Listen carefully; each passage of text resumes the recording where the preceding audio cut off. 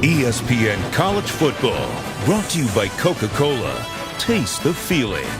Ally, do it right. And Chick-fil-A, we didn't invent the chicken, just the chicken sandwich. You're watching the SEC on ESPN. The Razorbacks hoping to keep the boot as they face LSU. Alabama, meanwhile, has clinched the SEC West with a win today over Mississippi State, and Auburn just a final moments ago losing to Georgia. So now 5-2 and 7-3 overall, which puts Auburn basically out of the whole playoff picture. These two teams have met for the boot 62 previous times. And Arkansas, as we mentioned, has won the last two meetings against LSU. Ed Orgeron, who started his college career as a strength coach here in Fayetteville, and his wife is from Arkansas. This is his first game on the road as the LSU interim head coach. 3-1 with that loss coming to Alabama last week. And how about Brett Bielema? You see the record and you say, but he's played more games against ranked teams than he has against unranked teams. In fact, all three of his losses this year have come against top 10 foes. LSU won the toss, defers. So the Razorbacks will start on offense. Cameron Gamble kicking it deep. And it's Deion Stewart from the 5-yard line. And he gets flipped at the 28. Dante Jackson makes the special teams tackle. So the SEC's leading passer in terms of touchdowns coming into the week, Austin Allen. He's thrown for 19. He threw for 400 yards against Alabama, 371 against A&M, both Arkansas losses. Of course, his older brother Brandon played here and is now in the NFL with Jacksonville. Allen suffered a knee injury a few weeks back in their loss to Auburn, but played through it. And the coaches say he's as healthy as he's going to get. And a quick throw on first down to the 32-yard line to Drew Morgan, Arkansas's leading receiver, with now 49 catches on the season. Austin Allen is so tough. You mentioned the knee injury. He hangs in the pocket occasionally, a little bit too long. But he's very accurate with the football. He has tremendous feel for the position. And he relies heavily on a talented receiving corps where they have four guys with a lot of experience and a lot of production. And Morgan, their leading receiver, fourth in the SEC in catches. He picks up 4 yards. Now play action for Allen on second down, in trouble and sacked. It's Arden Key, one of the top pass rushers in college football. That's 9 sacks now for the 6'6" sophomore. Arden Key's been a handful for everybody. It's especially difficult when you're a tight end. Jeremy Sprinkle getting beat inside. Austin Allen has absolutely no chance there of getting rid of the football. Well, we've seen so many great edge guys for the Tigers, and Arden Key is on his way to being one of the best. True sophomore. There's an injured Tiger. Can't see the number just yet. Think about LSU's defense, Greg. They've given up just 9 touchdowns all year. And in their 2 losses, they've given up 2 touchdowns. In their 3 losses, I should say 2 touchdowns, and no passing touchdowns in their 3 losses. Now, this defense has been outstanding. It all starts up front, too. Arden Key is the big name, but you name it. Gilmore, Neal, Godshaw. This Tiger front resembles the front that we saw from championship teams at LSU over the last decade. There's Dante Jackson, who was shaken up. You see Dave Aranda, his first year here. He was at Wisconsin for 3 years. So he arrived to Madison just after Brett Bielema left. Paul Christ, the head coach, hired Aranda. Gary Anderson hired Aranda. And then Chris came in. Aranda then moved on to LSU. So 3rd and 13 after the sack, and they get Jackson to the sideline. Allen hit again, and his pass is nearly intercepted. One-hopped Jamal Adams in the area. So it's 4th down, a 3 and out for Arkansas to start the game. Austin Allen had Cornelius right there crossing the middle of the field, tried to anticipate it. He knows he's got to get rid of the football early against this Tiger front. That time just a little too early, and the receiver wasn't able to get to the spot. You think of all the great return guys they've had at LSU. Pat Peterson, Tyrann Mathieu, Tre'Davious White is another one. He's got a return for a touchdown this year. And he'll take a crack at it here in the 25, but a great play to trip him up. Arkansas's best special teams player, Ryder Lucas. Brett Bielema pointed him out to us yesterday in practice, talking about what a star he's been for them this year. And he made a terrific play to knock down White at the LSU 25. And now the offense, Danny Etling, who last week threw for 92 yards in the loss to Alabama. Spent 2 years as a starter at Purdue. This is his 7th start this year, replacing Brandon Harris week 2. Very important for Danny Etling and this LSU offense to get off to a good start. Struggled last week, needs some confidence early. And he's got Leonard Fournette in the backfield on first down. And it's a play fake for Etling. And trying to dump it off. And Fournette caught it. The ball comes out. And now they're going to rule it incomplete. But he never had possession. A defensive lineman, Tywan Johnson, was draped all over Fournette. So 2nd and 10. So Danny Etling, a junior from Terre Haute, Indiana. Now he had it going there for a little bit, Greg. 3 straight 200-yard games until last week against the Tide, but the Tide will do that to you. He was heavily criticized this week, but if you actually look at the game he played, missed a lot of layups, didn't play well, but had very little opportunity. That offensive line up front needs to protect him better tonight against a capable Arkansas front. Here's Fournette off the right side, pushes a defender down and steps out close to the marker. When he's not going, when Leonard Fournette is getting bottled up and averaging 2 yards a carry as he did last week, they just don't have the passing game to beat you. And Danny Etling needs to be in a 3-dimensional offense. Wouldn't you agree? Run, pass, and play action? Has to be. This entire offense for LSU is predicated off the run game. Misdirection, nakeds, boots, and deep shot play actions. But it all starts with number 7 and his backup, number 5, Darius Geis. And you highlighted the fullback, J.D. Moore, yesterday. He's in there now to help protect for Fournette on 3rd and short. And Fournette able to get the first down. He gets to the 41-yard line. That was great patience that time by Fournette, waiting for the hole to come open with Moore out there in front. And it's a first down. Patience he didn't really show last week. He was hyped up. It was the Alabama game. He wanted a big night. He wanted to put the team on his back. But occasionally he didn't let the blocks develop up front. Missed a few holes. That time allowed Moore to open it up and his offensive lineman to get enough push for a critical first down on the first drive of the game. Darius Geis is in at running back. He carried it just twice last week. Ed Orgeron said he'll get it more tonight. And here he is with a big hole straight ahead. A gain of 5 to the 46 for Geis. He's from Baton Rouge. He's got 3 100 rushing yard games this year, so he's another talent of that tailback position for the Tigers. All you have to do is look at the yards per carry. Almost 8 yards every time he touches the football. Now Leonard Fournette, it's difficult to justify taking him off the field, but when you have a backup like Darius Geis, who's coming off only a 2-carry performance, feeling fresh, you have to assume he's going to get a heavy workload tonight.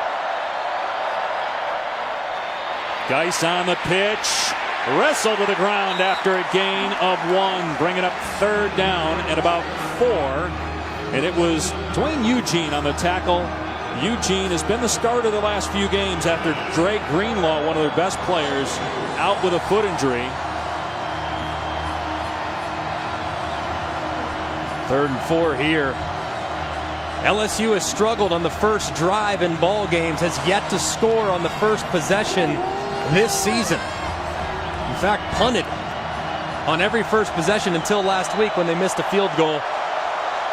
Need to try to find one of their wide receivers here to get a first down. And they're going to dump it off to Fournette. All green in front of him. Fournette past the 30-yard line. Inside the 20. And he finally steps out of bounds at the 15-yard line. They had that set up beautifully. And it's a gain of 38 yards. Outstanding job by Danny Etling. He said, "You're hot, Leonard Fournette. Nobody is covering you." The person that was responsible for Leonard Fournette blitzed off the left-hand side, leaving number 7 uncovered. And anytime he's wide open in space, you better get it to him because he's a load to bring down. And Geis is in on first down from the 15. Geis off the left side, drilled in the backfield. Did well to get back to the line of scrimmage. Bijan Jackson was back there for Arkansas. It'll be 2nd down and 10 for LSU. The Tigers dropped 11 spots. I was really surprised that the College Football Playoff Committee felt that they should be sent to number 24 after going toe-to-toe with Alabama for 3.5 quarters. How can you be number 13 one week, 24 the next, when you play great for 3.5 quarters against the best team in the country? I don't think they should have dropped that far. At the very worst, 18, maybe 19. Play fake on 2nd down all day for Etling. And it's Colin Jeter fighting for yardage close to the 1st down at the 5. Play action passing attack. Setting up some of the things they're doing. Throwing the football. Etling doing a nice job early on, getting the ball out of his hands quick, finding open targets and delivering the ball accurately. Already off to a much better start than we saw at any point last week.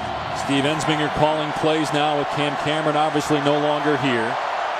Fired along with Les Miles. 1st down and goal. Fournette is in, and here he goes. Turns on the Jets and finds Pater. Touchdown LSU. He hit that hole fast and hard. And Fournette with his 6th rushing touchdown of the year. And that's the best opening drive by far this season for the Tigers. Great start. Tough game last week. Physical game, emotional game. You come to hostile territory and you march it right down the field for an opening drive touchdown.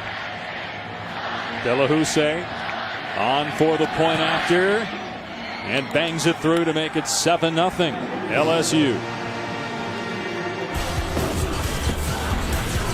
We wondered if they would get up off the mat. That question's been answered. LSU goes right down the field, 75 yards, and Coach O loves it.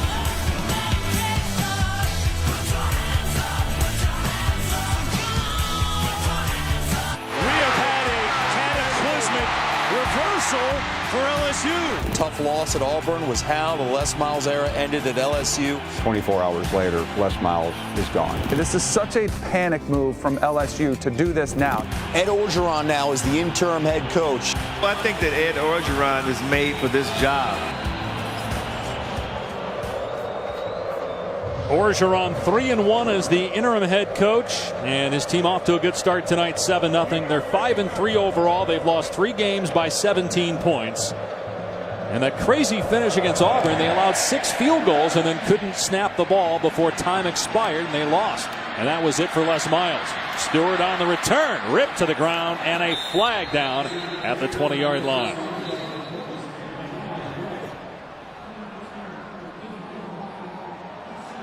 Receiving team. Penalties half the distance to the goal line.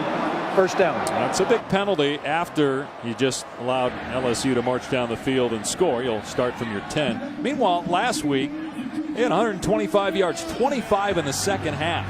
And already 3 first downs, 75 yards in the first drive. There just was no rhythm last week offensively. They got the ball, obviously, after a 3-and-out forced by their defense. They got the running game going early. Quick passing attack. Danny Etling was accurate. It's a great start if you're a fan of the LSU Tigers. But this kid is used to bouncing back. He's been bounced around a lot over the course of his career as they run Depois Whaley, true freshman, off the right edge. He's met by Lewis Neal at the 9-yard line. It's a gain of 2 for Whaley, who played well in the Florida game. He had 135 yards total offense. The starter is Raleigh Williams. We'll see plenty of him tonight as well. It's a good 1-2 punch. At Arkansas, it seems like they always have a couple of backs that can flat out play. You think back to Darren McFadden and Felix Jones, most recently Jonathan Williams. They always have talented running backs. On 2nd and 9, they'll keep it on the ground here with Whaley. And boy, if he could have made it, a guy missed there in the hole, he would have gotten the first down. He gets dragged to the ground there by Riley. So we take a look at tonight's Impact Players, brought to you by Chick-fil-A.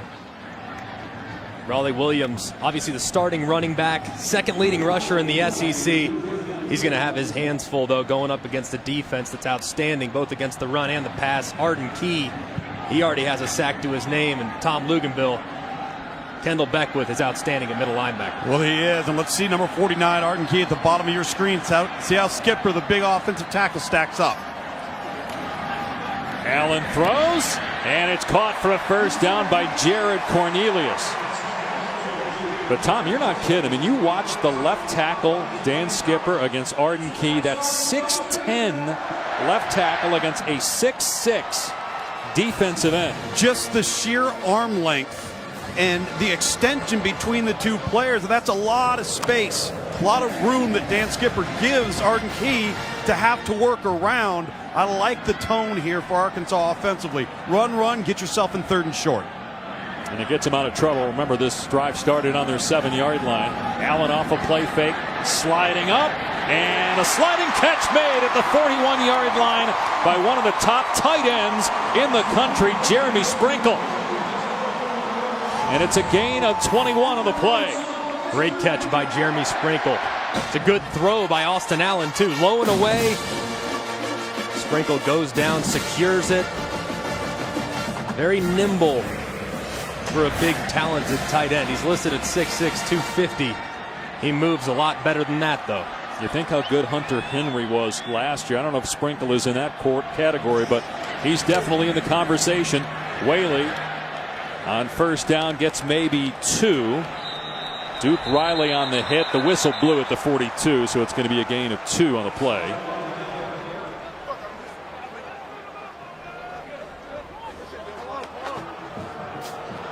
By the way, we're being told that over on ABC, Pittsburgh leads Clemson in the final seconds. The Panthers just kicked the field goal to go up 43-42. And that certainly would shake up the top 4 if the Tigers were to go down at home against a Pitt team that just got clobbered by Miami. And right after Clemson probably put together their best performance of the year against Syracuse last week. And we're told it is a final. Pitt has knocked off Clemson. Here's Whaley off the right side, and he's able to turn on the Jets and make it to the 49, about a yard short. We're seeing all Devwah Whaley and no Raleigh Williams so far in this game. Whaley, a true freshman from Beaumont, Texas, 3rd and a yard coming up. And Tom, I know you like Devwah Whaley coming out of Dallas. Very elusive, big body back, but has better than you would expect speed and acceleration laterally. Well, he does. We had him in the Under Armour All-America game last year, and he's very similar to number 5, Darius Geitz for LSU on the other side. He's a blend of speed, power, explosiveness. Brett Bielema calls him the most explosive and best complete back he's ever recruited. I am surprised that Williams isn't in there. Allen off play fake, and he underthrows Sprinkle. 4th down. Let's check in with Adnan. All right, Dave Pasch, craziness in Death Valley. 4th and 1. Clemson's up by 2 against Pitt. This is the play call, which many will be second-guessing as Pitt's defense stops him. So Chris blew it from 48 yards out. He didn't blow it. Pitt pulls it out. Clemson won 46 straight against unranked opponents. Dave, back to you. Greg, can Clemson still make the college football playoff? They can. You're afforded one loss in the college football playoff era to this point. That's a bad loss, though, if you're a fan of the Clemson Tigers. White with the fair catch at the 16. 7-0 LSU. ESPN College Football is presented by Hampton by Hilton. Book at Hampton.com for a guaranteed discount. And in part by Buick, proud partner of the NCAA.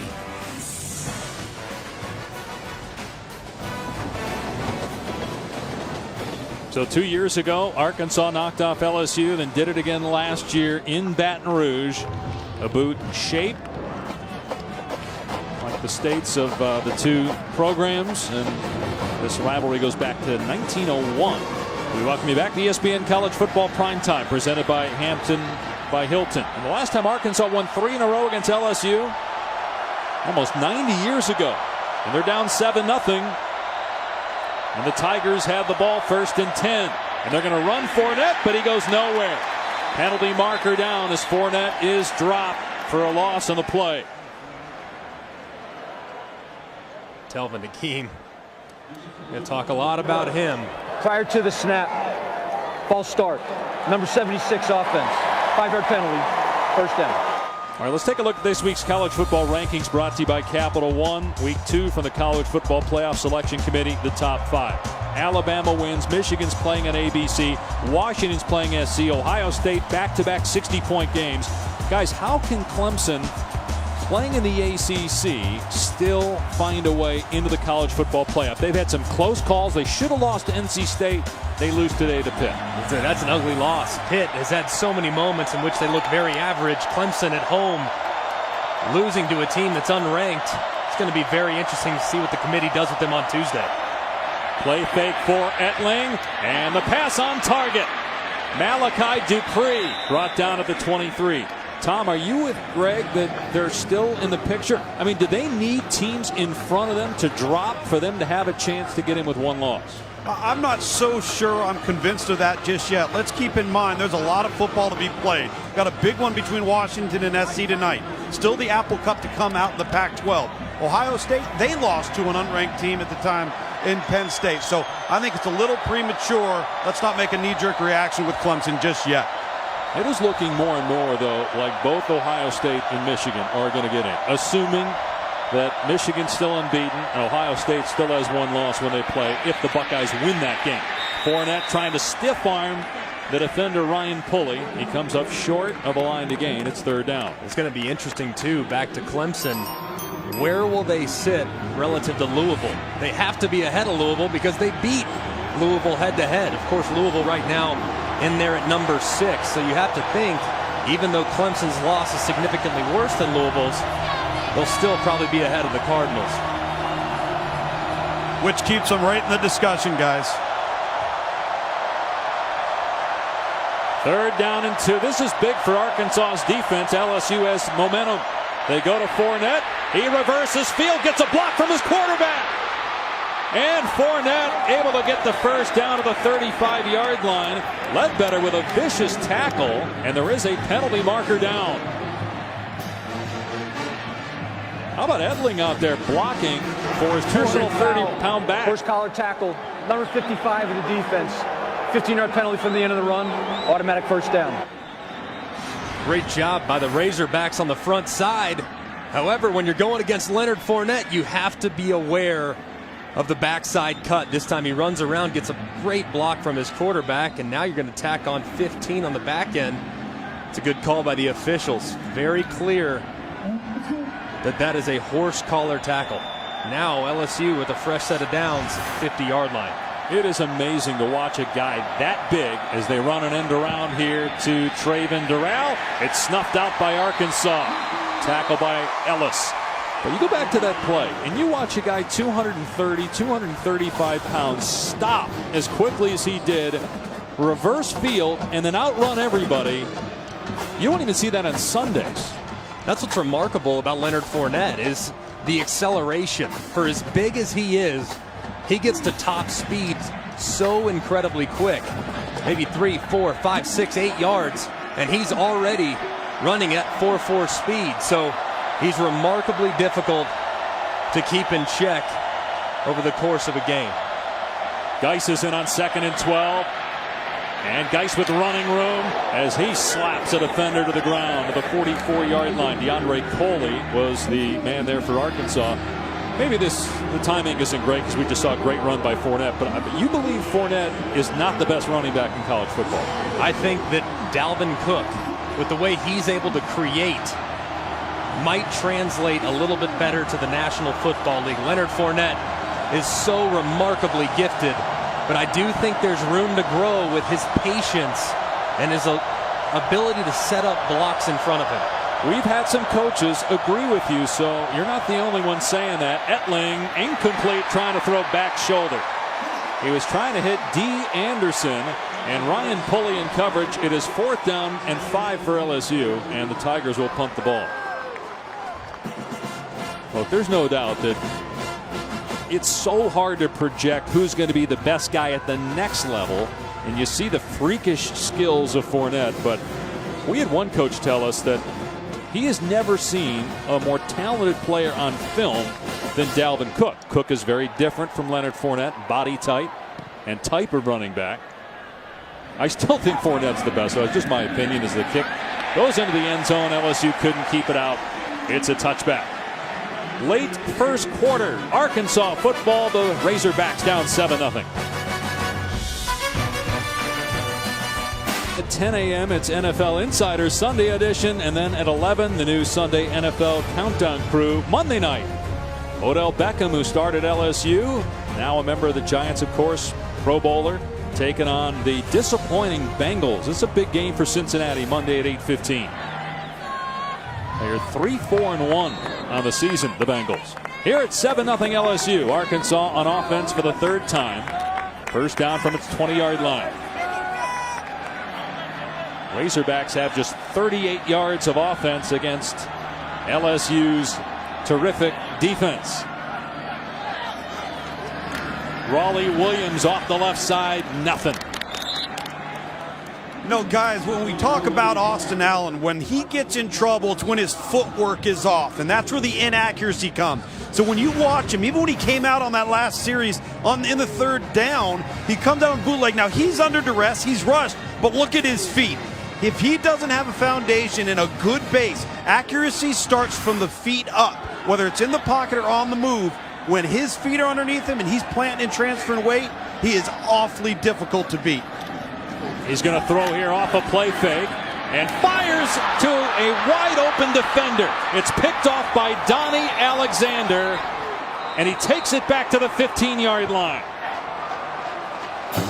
Don't know if Allen didn't see him or just made a bad throw, but it was right to Alexander for his first pick of the year. Tom Luganville was talking about Austin's feet. They're great here. Yep. He's just trying to hit Keon Hatcher on a deep crossing route, and he didn't even see the defender underneath. That's the easiest interception Donnie Alexander will ever have. That was all eyes and coverage progression, Greg. Everything else was underneath him. Austin was on time, in rhythm, just didn't see the defender buzz. And that is the 9th interception thrown this season by Austin Allen, giving LSU tremendous field position. Here's Fournette, lowers the shoulder and runs over Pulley. He's down at the 13-yard line, picking up 5 yards as the final seconds of the first quarter tick away. Hey, Greg, as this first quarter winds down, and I'm charting down here, I've seen 2 plays defensively from Arkansas where their 3 technique, their defensive tackle, has actually played on LSU's side of the line of scrimmage. This LSU offensive line, to this point, is owning Arkansas's front 4. That's where this game's determined, in the trenches, offensive and defensive line play. Fournette straight ahead. First down, Leonard Fournette to the 7-yard line. Dwayne Eugene on the stop, but a fresh set of downs from the 7 for the Tigers. It's a great first quarter for LSU. Had a tough, physical, emotional game last week against Alabama. Couldn't get anything going offensively. They've answered those questions tonight. Last week they had 125 yards of total offense against Alabama. Tonight the Tigers with 115 to go along with 7 points in the first.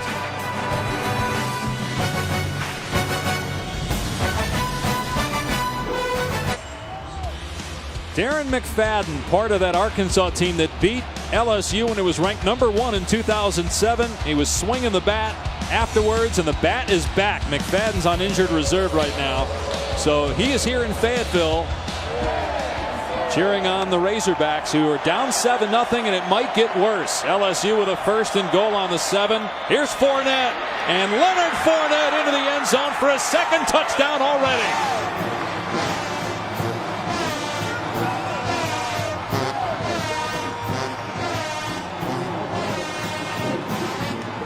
After the interception by Allen, the Tigers strike quickly. Fournette with his 7th touchdown of the season on the ground.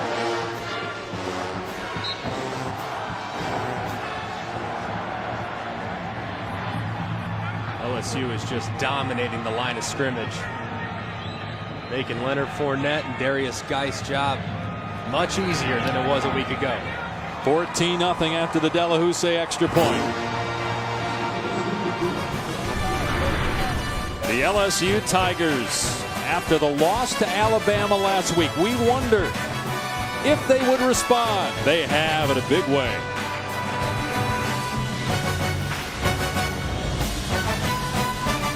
See on ESPN. Dave Pasch, Greg McElroy, Tom Luganbill in Fayetteville. And this college football season, stream every game live on the ESPN app and on Watch ESPN. Download the app or visit watchespn.com today. The LSU Tigers taking advantage of a turnover deep in Arkansas territory. They forced a turnover in every game this season, and they lead 14-0. 6 seconds into quarter number 2. Short kickoff, and it's Stewart from the 10. Wrapped up at the 20-yard line. Leonard Fournette and Darius Geist get all the publicity, but how about we throw a bone to their fullback, J.D. Moore, one of the best in the business. Look at that. And then he follows up on a wham block. That's a defensive tackle, by the way. He's holding his ground. J.D. Moore, an unsung hero for this team, does so many things, both in the passing game and obviously opening up holes for those outstanding running backs that line up right behind him. You saw those rush defense numbers. They had the bye week in between the Auburn and the Florida games to get things right, but a struggle so far early on. Raleigh Williams on first down running the ball for Arkansas, picks up 3 to the 25, tripped up by Frank Herron. No, Greg, when we were talking to Dave Aranda, the defensive coordinator at LSU, he said, listen, we wake up playing man, we go to bed playing man, we get off the bus playing man. But we know Arkansas is going to run it. If they run it, we're in trouble. So far, holding up in the trenches in the front 7 for LSU. Winning at the point of attack on almost every snap defensively. I'm going to keep it on the ground here with Williams. And he's brought down by Kendall Beckwith and Devon Godcha. So it'll bring up 3rd down for Arkansas. And at some point, if you're the Razorbacks, you got to sustain drives the way LSU's running the ball. And Arkansas normally does that. They lead the country in time of possession. I think this is a critical 3rd down. I know it's early in the game. Arkansas, certainly, they can get back in any game the way they throw the football. But this is an important time. The defense is reeling a little bit. LSU's running game's rolling. Austin Allen's got to make a good decision and pick up a fresh set of downs here. On 3rd and 4, Allen with time, and the pass is tipped, incomplete. Beckwith broke it up. It was intended for Jared Cornelius. Got a 250-pound linebacker covering a wide receiver, put a big hit on him and broke up the pass. Dave Aranda says we wake up, we go to bed, we play man all the time. So what do they do tonight? They play zone. Beckwith standing in the perfect spot to break up the 3rd down attempt. So far, Arkansas's offense just can't get anything going, in large part due to outstanding play defensively by LSU. Returnable for Tre'Davious White, but he's going the wrong way. Brought down at the 20-yard line by Troy Allison.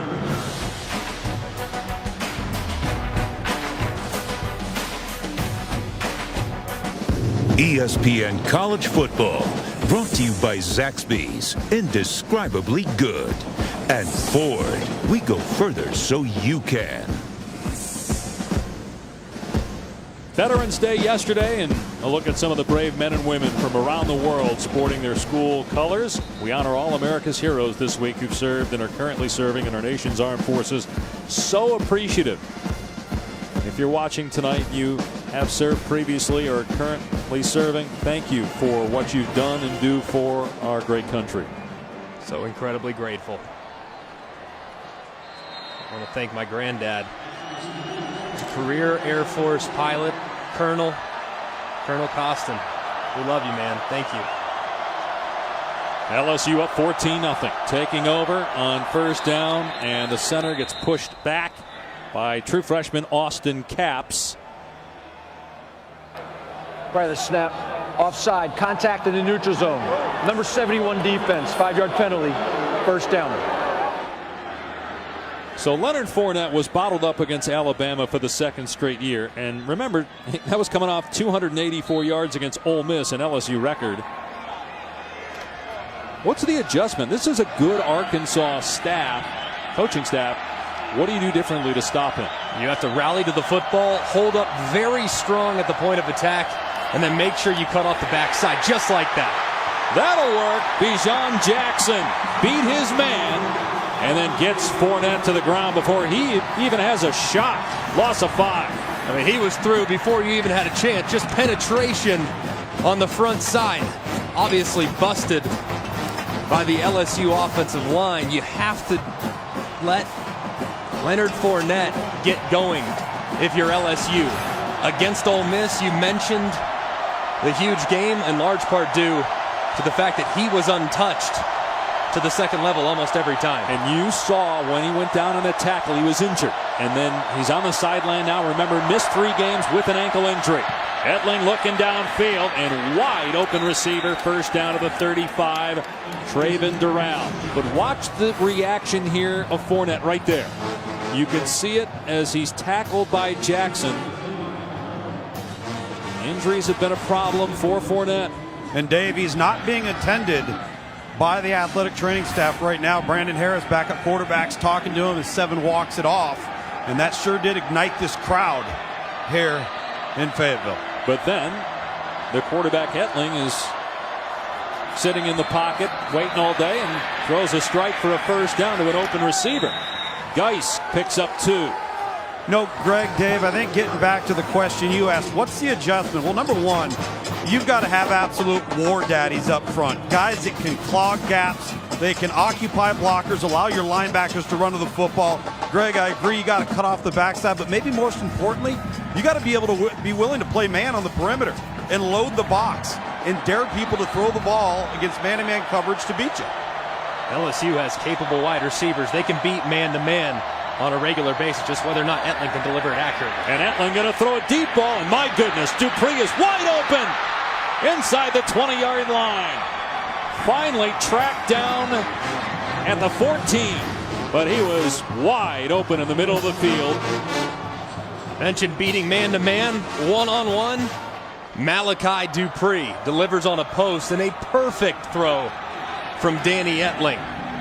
Got it up and down right on his landmark. What a huge play for this LSU offense, for Danny Etling's confidence. And now Arkansas has to be very aware of everything over the top when it comes to the passing game. That was 49 yards. LSU fans saying, where's that been? We haven't seen the deep ball at all. Here's Geis, running room inside the 10, and Geis inside the 5. A first down for the Tigers. It'll be another first and goal as they look to go up 3 touchdowns here. Arkansas just has nothing going right now along the defensive line. Guys are getting pushed back. Defenders are yelling at each other, confused. Mistakes abound for the Hogs defense. Again, Geis in for the banged up Fournette. And Geis getting the pitch, turning it upfield and into the end zone. Touchdown, LSU.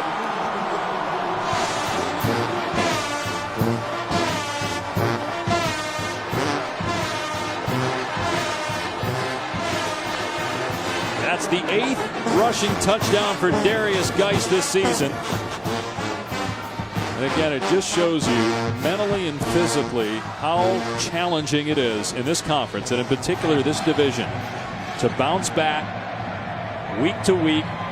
I mean, LSU couldn't do anything offensively last week. Yes, they're playing Alabama. Meanwhile, Arkansas destroyed Florida. And 7 days later, the Tigers are punking Arkansas right now because the Razorbacks can do nothing on offense. And defensively, they're getting slapped around. They've given up 200 yards offense to LSU.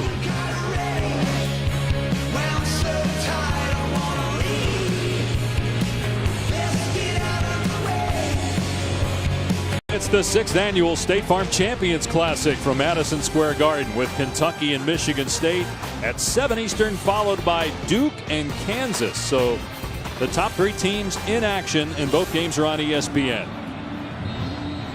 Darius Geis with a touchdown run. Leonard Fournette with 2 rushing scores. It's all LSU.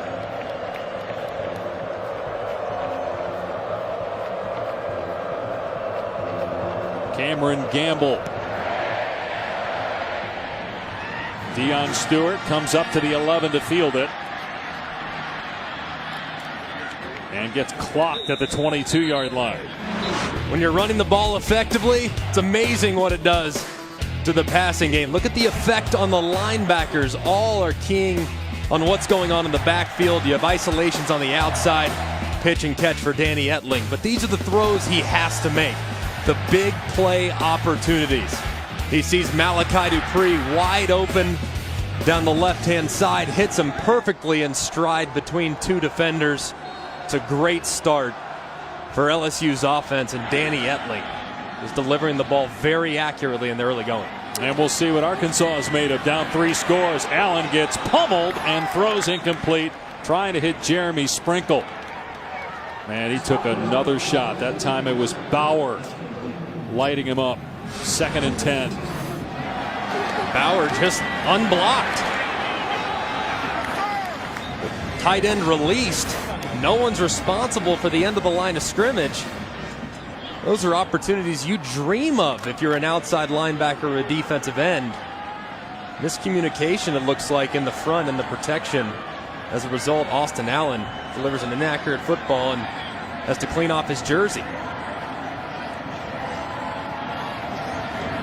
They're going to run the ball to Whaley on 2nd down. Cuts it upfield and is free. Shoves the defender out of bounds, and that'll get the crowd going. Jamal Adams, who's a big hitter, got pushed by Devil Whaley on a 37-yard run. Left foot in the ground, north-south. Couple of over-pursuing defenders. But you love when a running back finishes a run right there. Extends that right arm. It's an attitude play from the talented freshman Devil Whaley. And Adams, okay. I've delivered some of those. I appreciate that. He's been on the receiving end, and I can assure you he has laid out a lot more people than he's been laid out. I can promise you that. Jamal Adams, one of the best safeties in college football. Well, that was big. Arkansas needed a big play. They got it there from their true freshman. Now let's see if the Razorbacks can complete this drive and at least get some points. Raleigh Williams is in now at running back. Here comes an end around. Cody Hollister, and he is slammed to the ground. Frank Herron made the hit after a minimal gain. So they try the jet sweep there. Hollister does have a rushing score this year, but couldn't really get anything. There's Dan Eno, 2nd-year offensive coordinator. You mentioned it during the break. This is a prideful Arkansas team. Eno's told us going into the year, Austin Allen had high hopes. He wanted to start the year against Louisiana Tech and light them up. Well, it wasn't happening. They were trailing in the 4th quarter. Allen was over on the sideline throwing his helmet around, banging it against the ground. Eno said, look, I know this hasn't worked out how you planned and we wanted, but you got to win the game for me. As he completes it here, just shy of the marker to Hatcher, he was able to settle Allen down, and he went out and won the game in the 4th quarter. Louisiana Tech turned out to be a pretty good team, and that goes down as a good non-conference win. It's funny because Brandon Allen was a starting quarterback here for 3 years, known for being very composed, relaxed, laid back type of personality. In comes Austin Allen, the starting quarterback now. Very emotional, very fiery guy. He certainly will get his offense going at some point with some accurate passing. They're going to run the ball in 3rd and short, and they get it. Raleigh Williams able to move the sticks. You know, Austin, it's hard when you follow your brother one place, but he's done it everywhere. Junior varsity, high school in Fayetteville, and now at Arkansas. Austin is a junior. Brother Brandon is with Jacksonville. Was a 6th-round draft choice last year.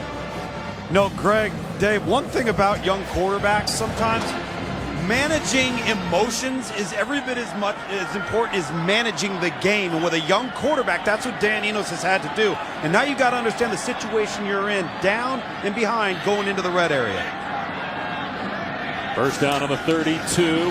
Williams running right. Boy, it looked like there was a cutback lane there to the left. He kept it play side and only got a couple of yards. Not sure if you saw the same thing there, but looked like he missed something. My goodness, was there ever a cutback lane? He's running a power, trying to get downhill, following his blockers. But over pursuit by Duke Riley, number 40, put that right foot in the ground and go. You have a chance to go one-on-one against a safety and possibly hit your head on the goalpost.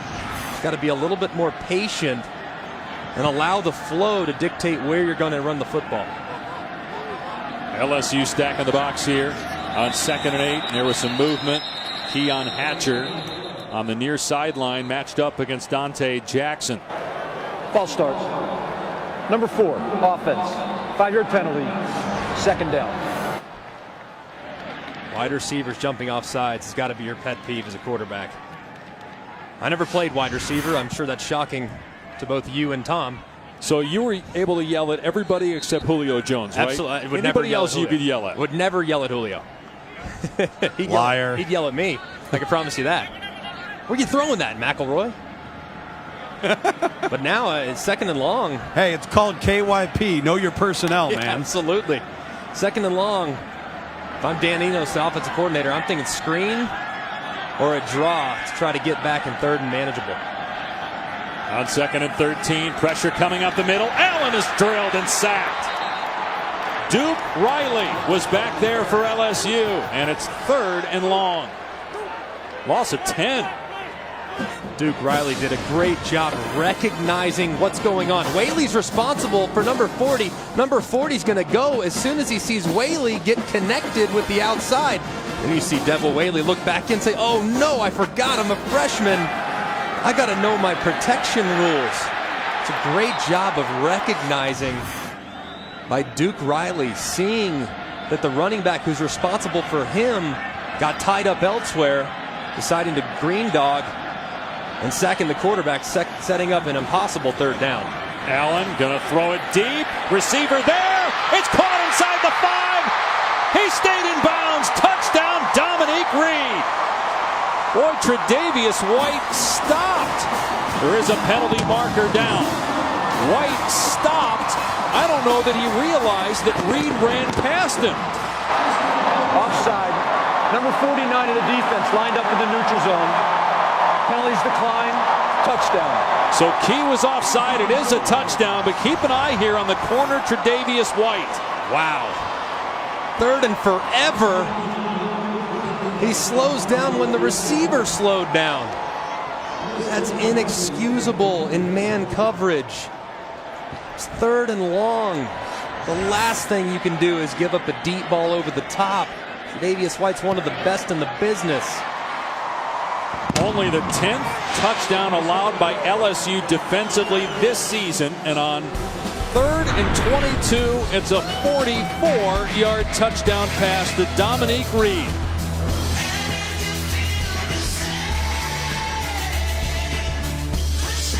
Hey, brought to you by Allstate.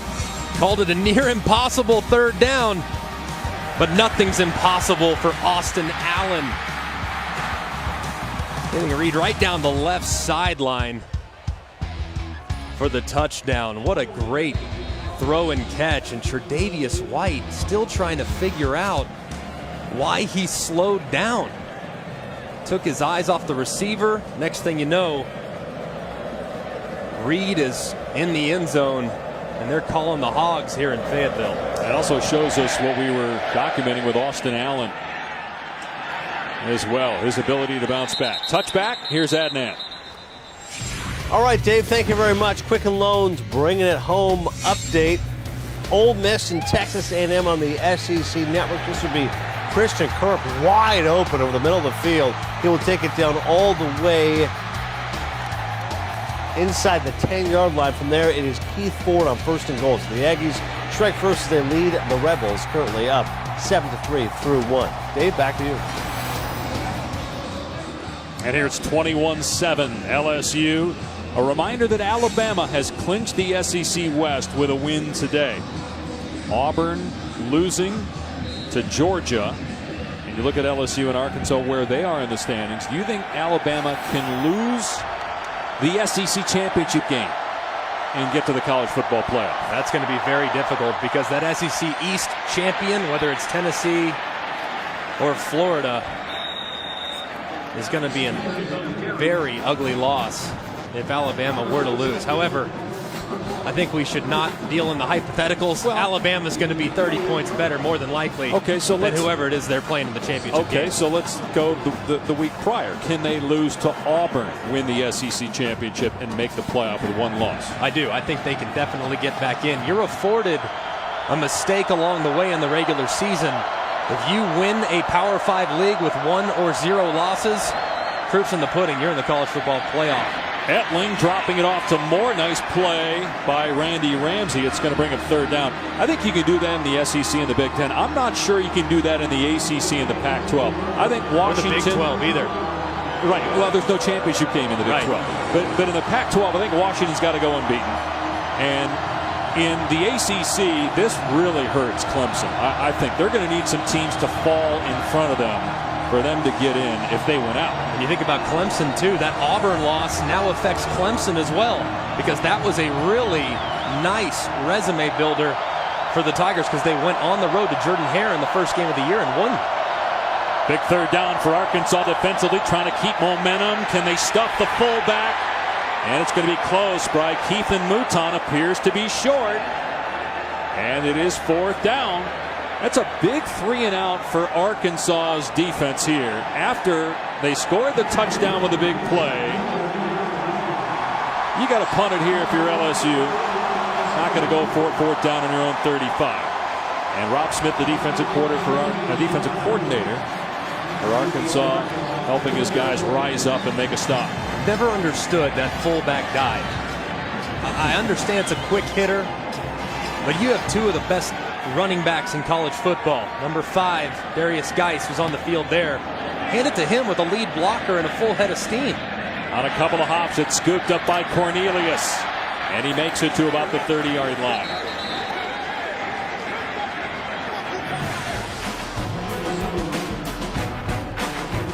Proud partner of the College Football Playoff. Be on the lookout for Taco Bell student sections and passionate fans like these at games all season long.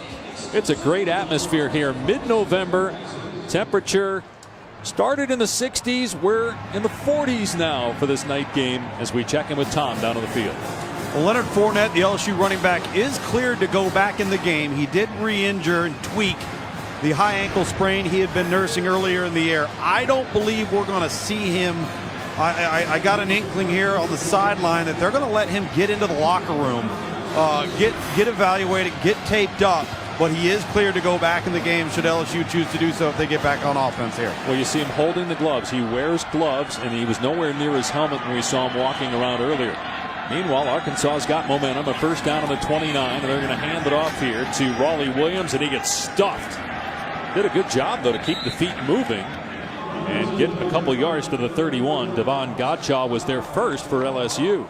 Great second effort. There was nothing going. Should have been stopped at the line of scrimmage or behind based on the way the offensive line was beat at the point of attack, but Williams refusing to go down and at least picking up a couple. Nearing 3 minutes to go. Play selection has been pretty much even for Arkansas. Second down and 8, and they're going to throw it. Allen's pass off target. Intended for Hatcher, and White had good coverage. Third down and long. If LSU gets the ball back, it'll have all its timeouts to work with.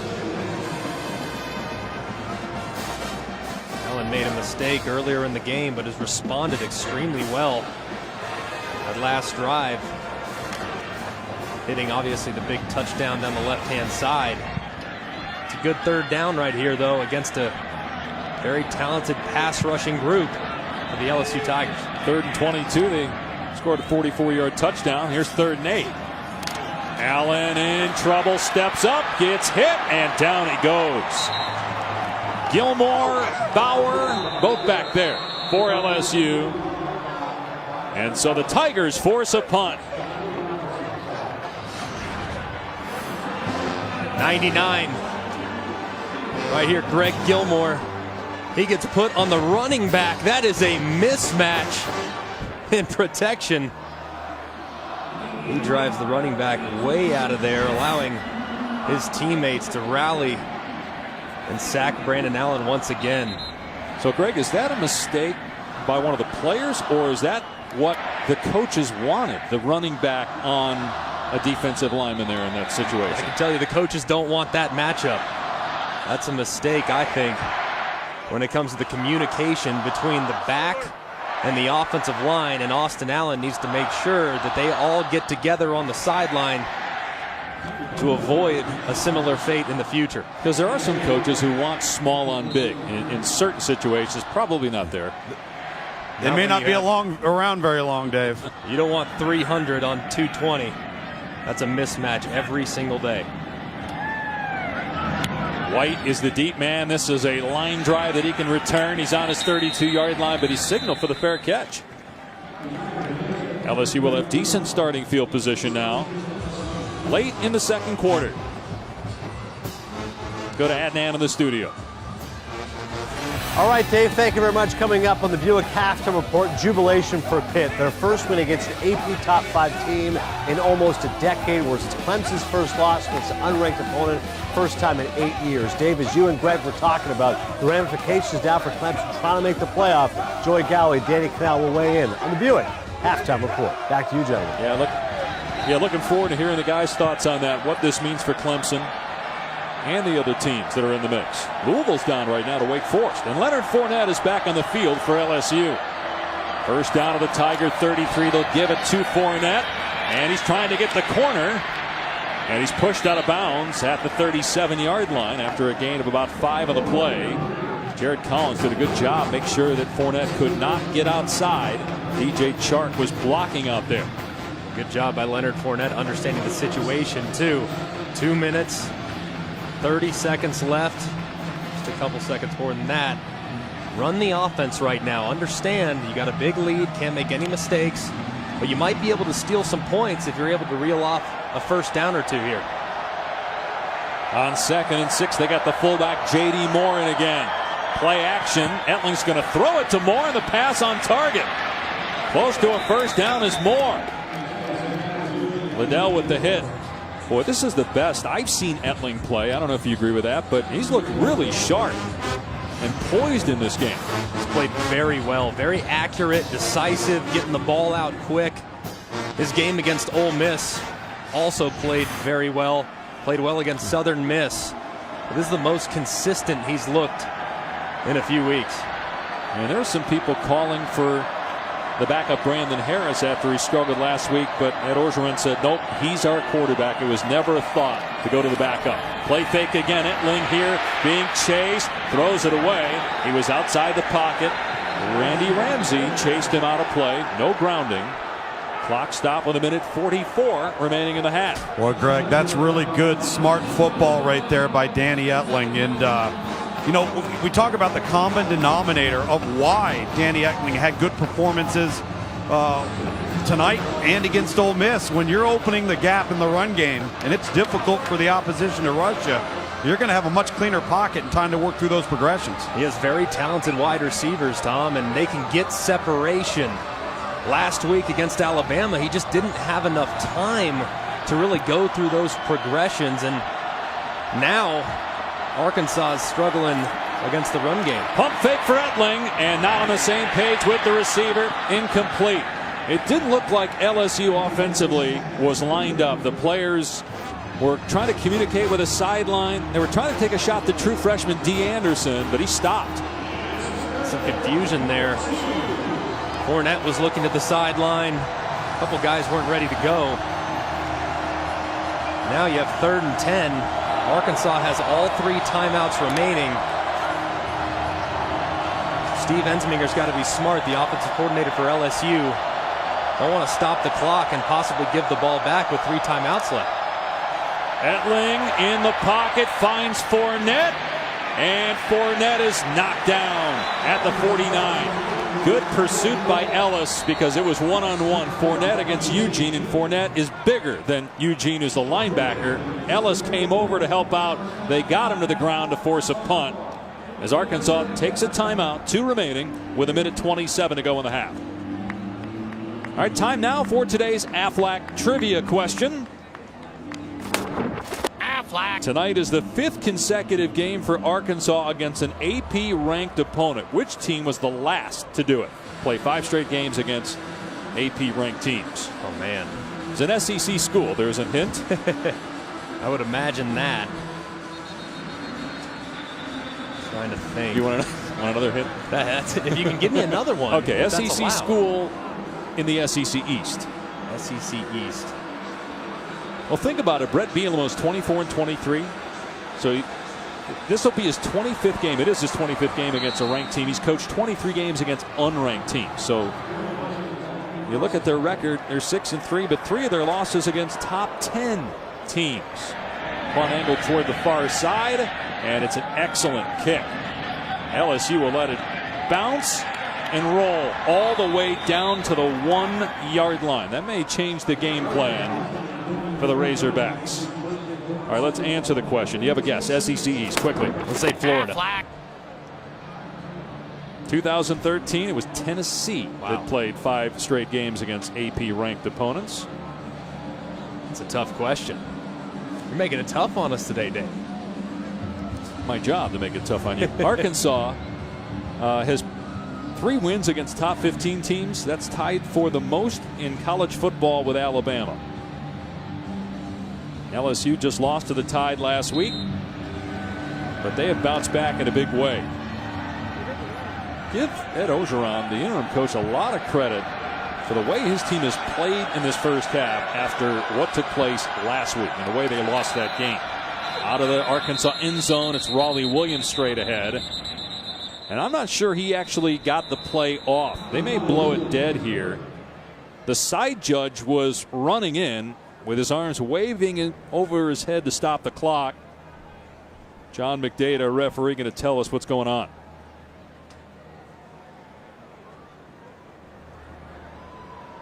Running over to the Arkansas sideline.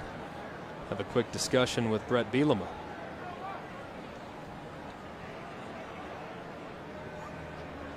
What a great job Brett has done with this program. You know, it's senior night. This group, year 1, was 0-8 in league play. Last year they were 5-3, and they're 12-4 in their last 16 games in the SEC. I remember when Barry Alvarez hired him when they were at Wisconsin, and Alvarez was the outgoing head coach, was staying on as AD. A lot of people said, Brett Bielema? Who is this? I mean, Paul Christ was on the staff, now the head coach of Wisconsin. There are a lot of other coaches with more experience than Bielema had at the time, but Alvarez saw something in him, and Bielema led Wisconsin to 3 straight Rose Bowls. He coached Russell Wilson the one year that he was a grad transfer from NC State. Took the Arkansas job and has got this program going in the right direction. I love Brett Bielema. Has so much confidence in what he's doing, has a true belief and a vision for this program. You mentioned this senior class in particular. They've been through a lot, highs and lows. They broke through in a huge way against LSU in 2014, shutting them out for the first SEC win under Brett Bielema. You know, they've carried some of that momentum. And Greg, when you consider how long it took them just to win a conference game, so much of a transitional phase of a coaching staff and a team is getting guys to buy in and weeding through everything. And then when things don't start turning over as quickly as you'd like, it can be very tough for everybody to stay on track and be bought into what his vision has been. And then all of a sudden they started to turn the corner. We're not sure what is going on right now. Replay is not looking at the last punt. Obviously, Brett Bielema and the referee, John McDade, are having a conversation, but we have not gotten word yet as to the reason for the stoppage. I think it all goes down with Brett Bielema. Look at the hires he's made. Think about it. His defensive coordinator, Rob Smith, very highly respected. He's done an outstanding job. Dan Enos, the offensive coordinator. He was a head coach at Central Michigan, bringing Paul Rhodes, who was the head coach at Iowa State last year. He's done a great job putting together a staff that can develop young players. Very physical, sound brand of football. They've been a fun team to watch over the last couple seasons. You know, Bielema was telling us a story about how a couple weeks ago when they lost to Auburn, he was all excited and came home, and his wife reminded him, you know, don't get too excited. You got a game next week, but also remember, you used to do that to people all the time at Wisconsin. Remember, there were games where he got accused of running up the score when really they were just handing the ball off and they couldn't be stopped. But he said, oh, that's a good point. He said to his wife, he's like, I remember what it felt like when we used to do it to another team, and they just got destroyed by Auburn a couple weeks ago, and that made him feel better and kind of helped him get his mind back, knowing that they had a long season to go and that they had a good football team, and they responded 2 weeks later, beating Florida. Again, we still don't know what the reason is for the delay. There's been an initiation of a review from the replay booth on whether the punt in midair touched the cable that's suspending the overhead camera. This play is now under video review. I have never seen this before. We have Skycam here, and it's being reviewed to see if the ball hit the cable that has our Skycam.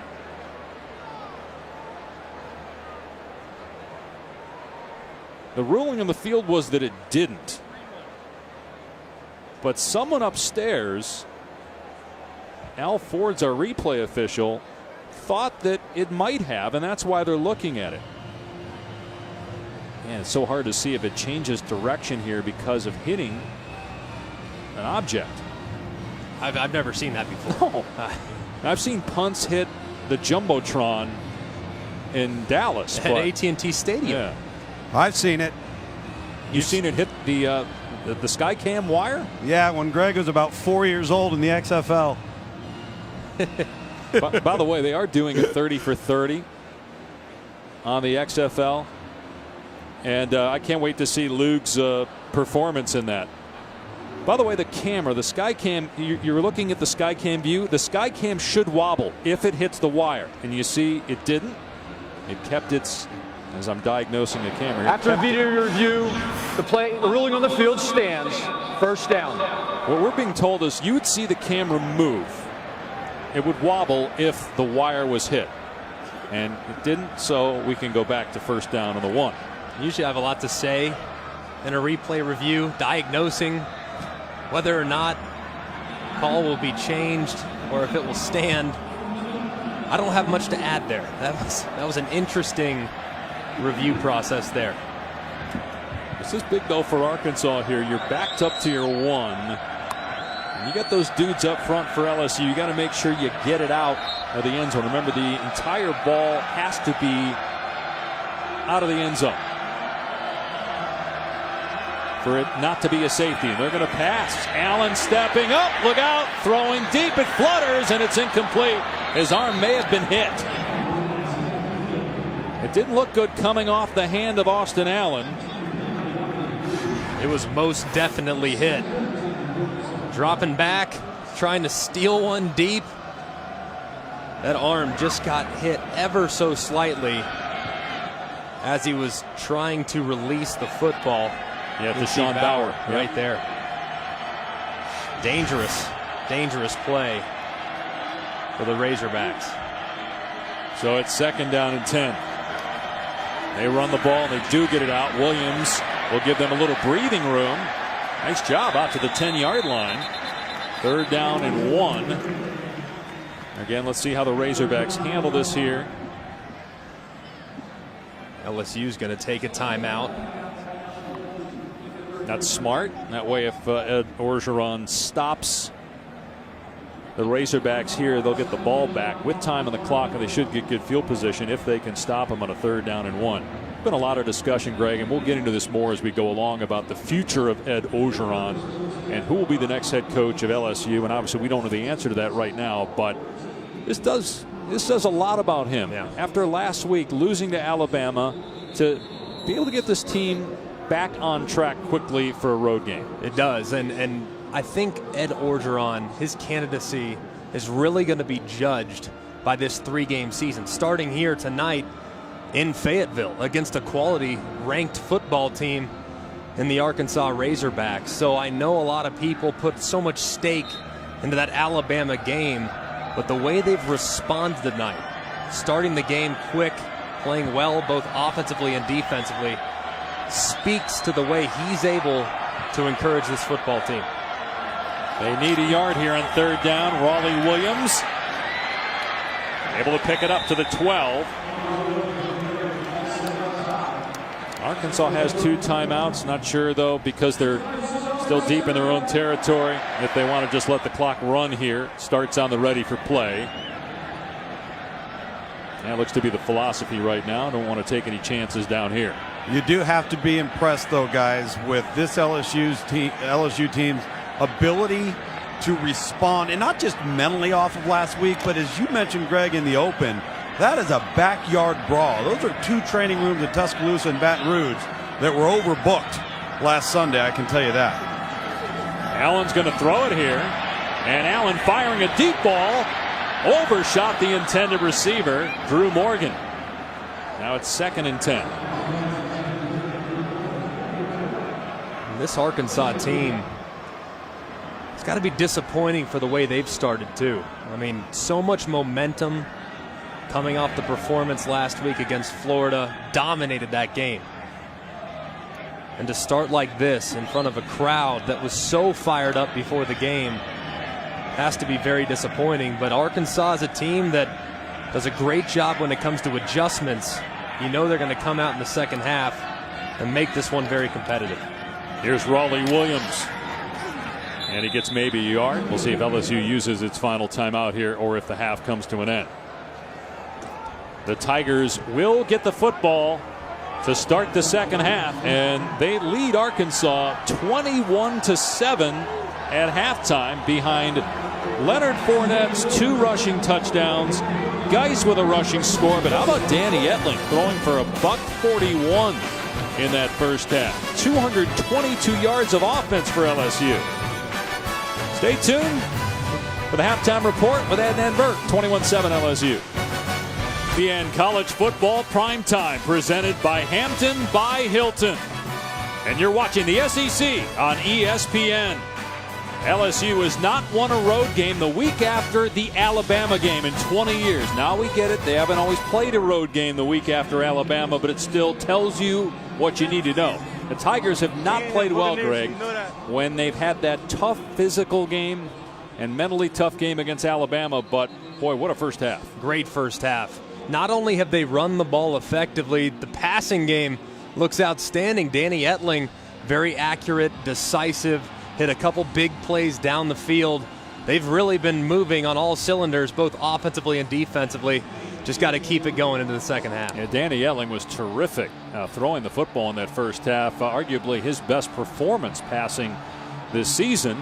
And, of course, when you have a run game of Leonard Fournette and Darius Geis, you can be three-dimensional: run, pass, play, action. And that's why the Tigers lead at 21-7 as we get ready to start the third quarter, and LSU will get the football to start this half. McFain kicking it deep.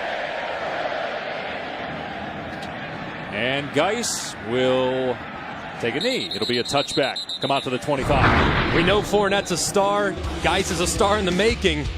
But Danny Etling's been very good with the football. Recognizes pressure, gets it out to Leonard Fournette on the swing for a big gain to set up their first score. And then he has Malachi Dupree one-on-one on the outside. He's able to get it up and down before the free safety can get back to make a play. Very accurate with the football.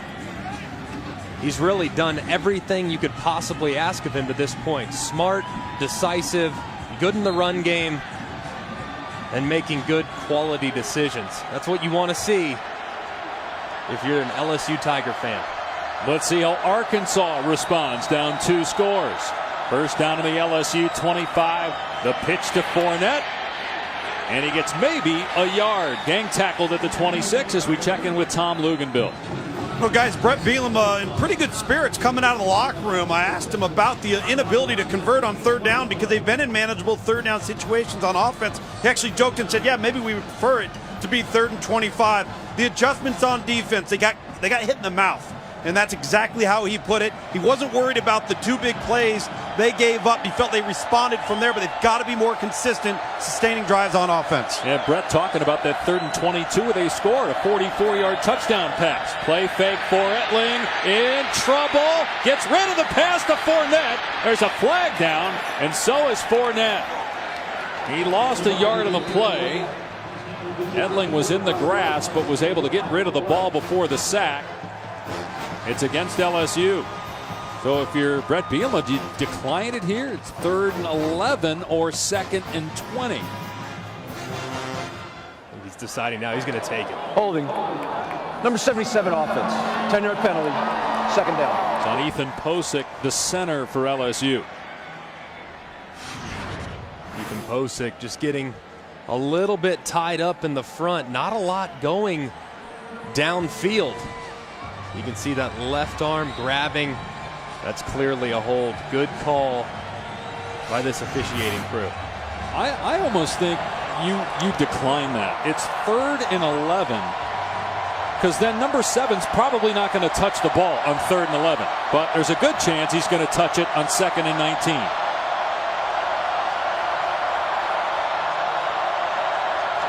Instead, they throw it out in the flat. That's behind Chark. And Chark breaks the tackle. He's ahead of the 22. That may go down as a run play. That looked backwards, and so it would have been a live ball if Chark didn't snare that. 3rd and long. That's why you take the penalty, because now it's 3rd and 13 as opposed to 3rd and 10. Obviously, you have to cover for one more down. But this is a tough spot for this LSU offense. Obviously, heavy play action type of team. Play actions don't work as well when it's an obvious passing situation.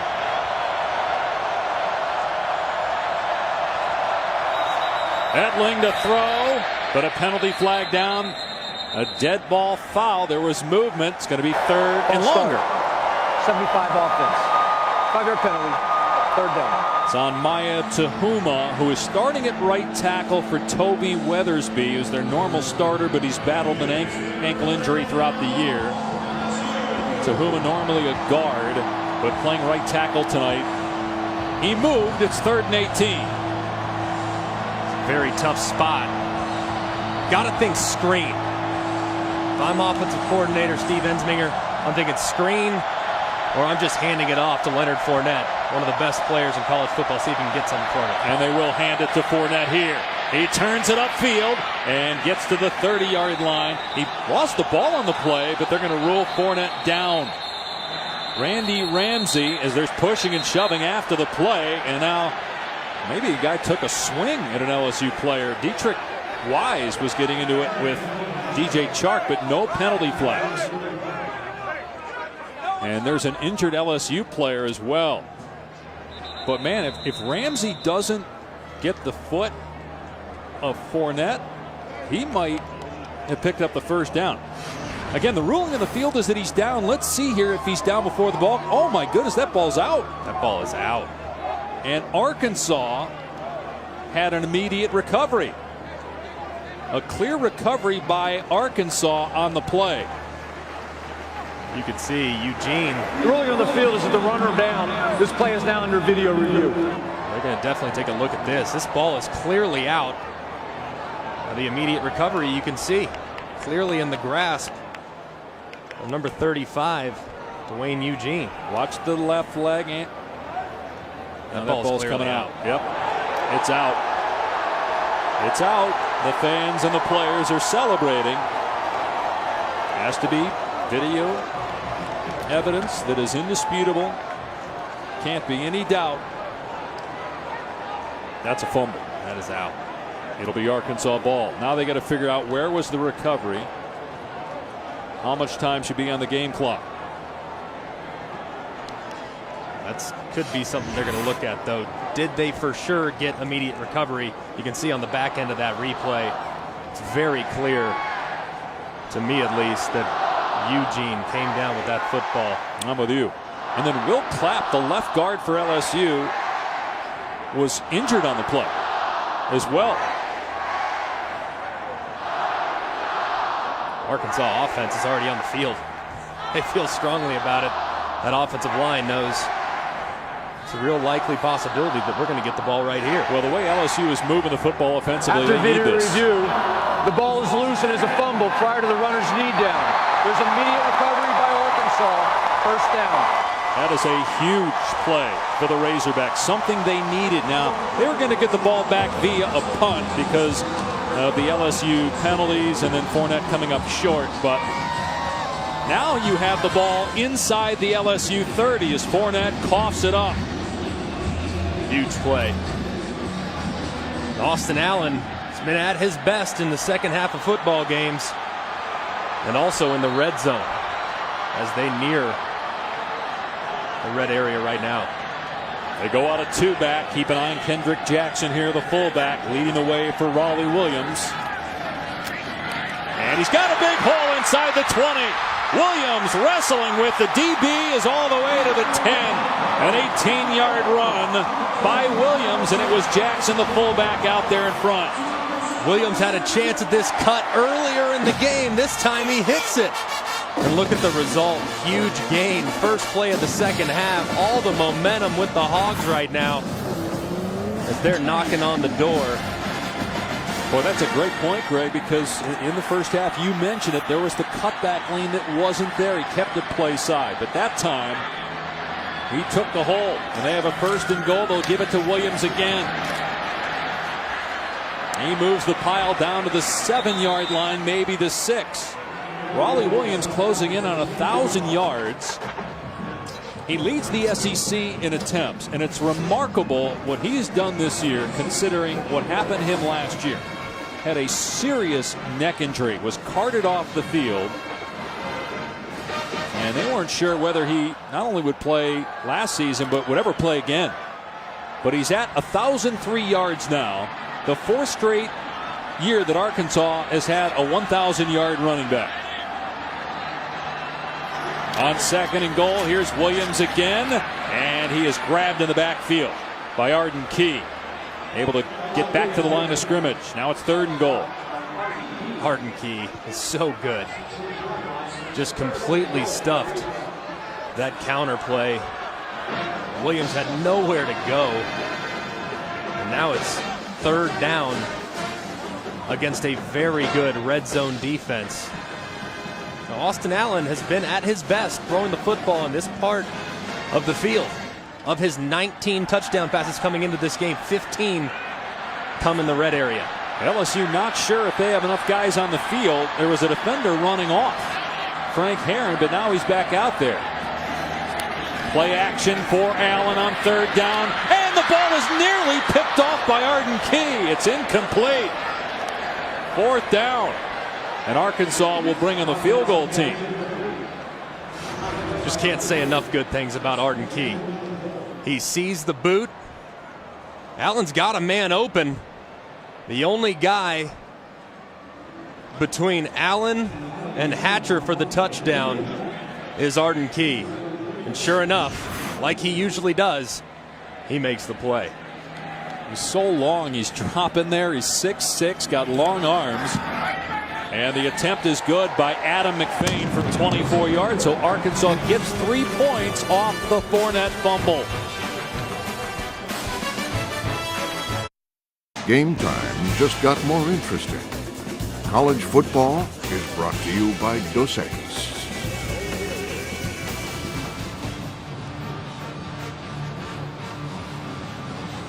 The score is 21-10. LSU leading Arkansas. College football prime time from Fayetteville. Dave Pasch, Greg McElroy, Tom Luganville on a chilly night, mid-November in the SEC West. Arkansas at 6-3, all 3 losses against top 10 teams. LSU at 5-3, coming off a loss to Alabama. The Razorbacks just kicked a field goal after a Leonard Fournette fumble. Now it's Geis on the kick return for the Tigers. And Geis won't even make it to the 20. Arkansas is known for making adjustments in the second half. Raleigh Williams, this was earlier in the game, has a 2-way go. He opts for the right. Clearly a big mistake. Same play, same cut. He goes to the left this time for a big gain to set up the field goal. Great job of taking what you learned in the first half and applying it in the second half for better results. Now let's see how LSU responds after a turnover, its first giveaway of the game. They got behind the sticks with a negative play and then a penalty. Fournette back out there. He was injured in the first half, returned at the end of the first half. They fake it to him here, and Etling throws in traffic. It is knocked away, incomplete. Let's check in with Adnan. All right, Dave, thank you very much. Cree LED lighting, player spotlight shining on Brandon Radcliffe, Louisville, and Wake over on ESPN2. The Cardinals stymied in the first half, shooting themselves in the foot with too many turnovers. But here, Radcliffe for the rescue as the Cardinals get in the end zone. Still down by 2, under 6 left in the third. Back to you, Dave. Yeah, been an interesting day, Adnan, in the ACC with Clemson losing at home to Pitt. 2nd and 10 for LSU. Fournette. A flag down. Fournette to the 24-yard line, picking up 5 on the play before Santos Ramirez hit him. It's coming back. Guys, they're going to get Ethan Posick here, number 77 in the center, for a complete drag down on Winston here. It's totally obvious right here, Tom. He's pulling out and around.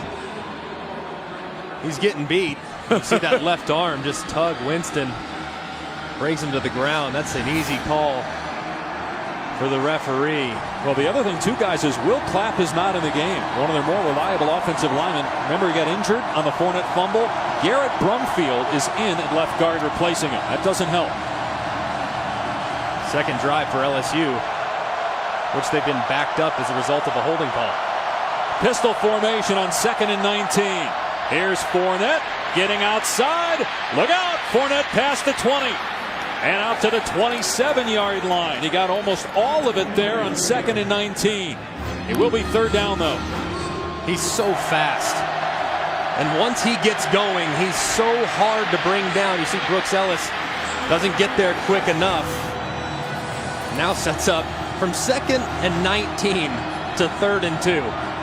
That's what great players give you. Leonard Fournette is as good as they come. When he's not touched in the backfield and he's got a full head of steam and he hits the hole, that is a grown man running. 3rd and 2. Here's a pitch to Geis. Arkansas's got him, but they can't make the tackle, and Geis is down the sideline in Arkansas territory, all the way to the 36-yard line. They had a chance to get Geis at the line of scrimmage. He broke a tackle and went for 37 yards. They went with the fullback dive on 3rd and short earlier in the game. This time they faked the fullback dive, go with a little Vegas flip out the backside.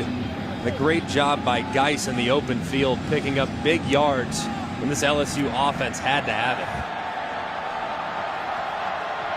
Geis stays in on 1st and 10 in Arkansas territory. Geis finds a hole. He's to the 30-yard line and dragging defenders to the 25. The run game for LSU heating up here in the 3rd. It's got to be tough to take Leonard Fournette off the field for as good as he is, but it makes it a lot easier when his backup is as smooth as Darius Geis is. You see how effortlessly he moves side to side. He's actually, tonight, the leading rusher so far here in the early 3rd quarter.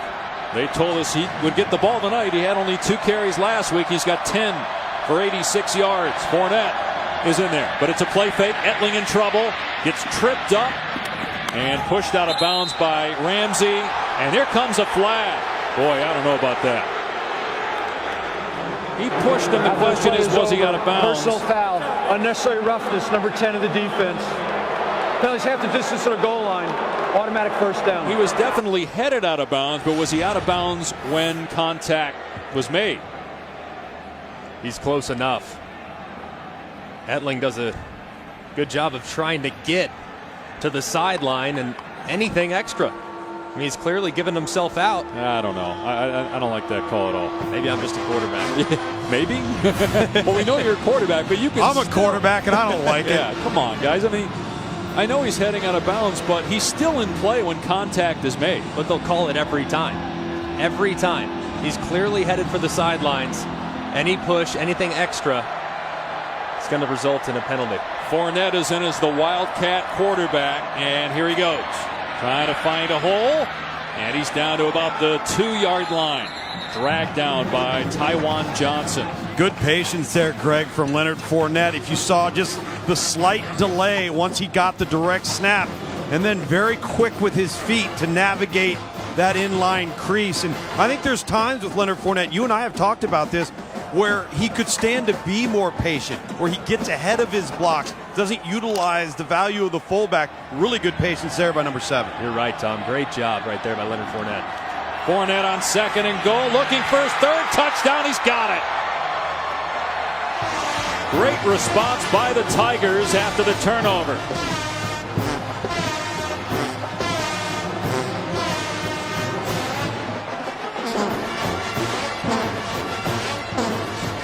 Leonard Fournette had 5 rushing touchdowns on the season coming in. He's got 3 tonight. An Arkansas team that normally dominates time of possession has had the ball for just 16 minutes. And they find themselves trailing by double figures midway through the 3rd. The extra point makes it an 18-point LSU lead.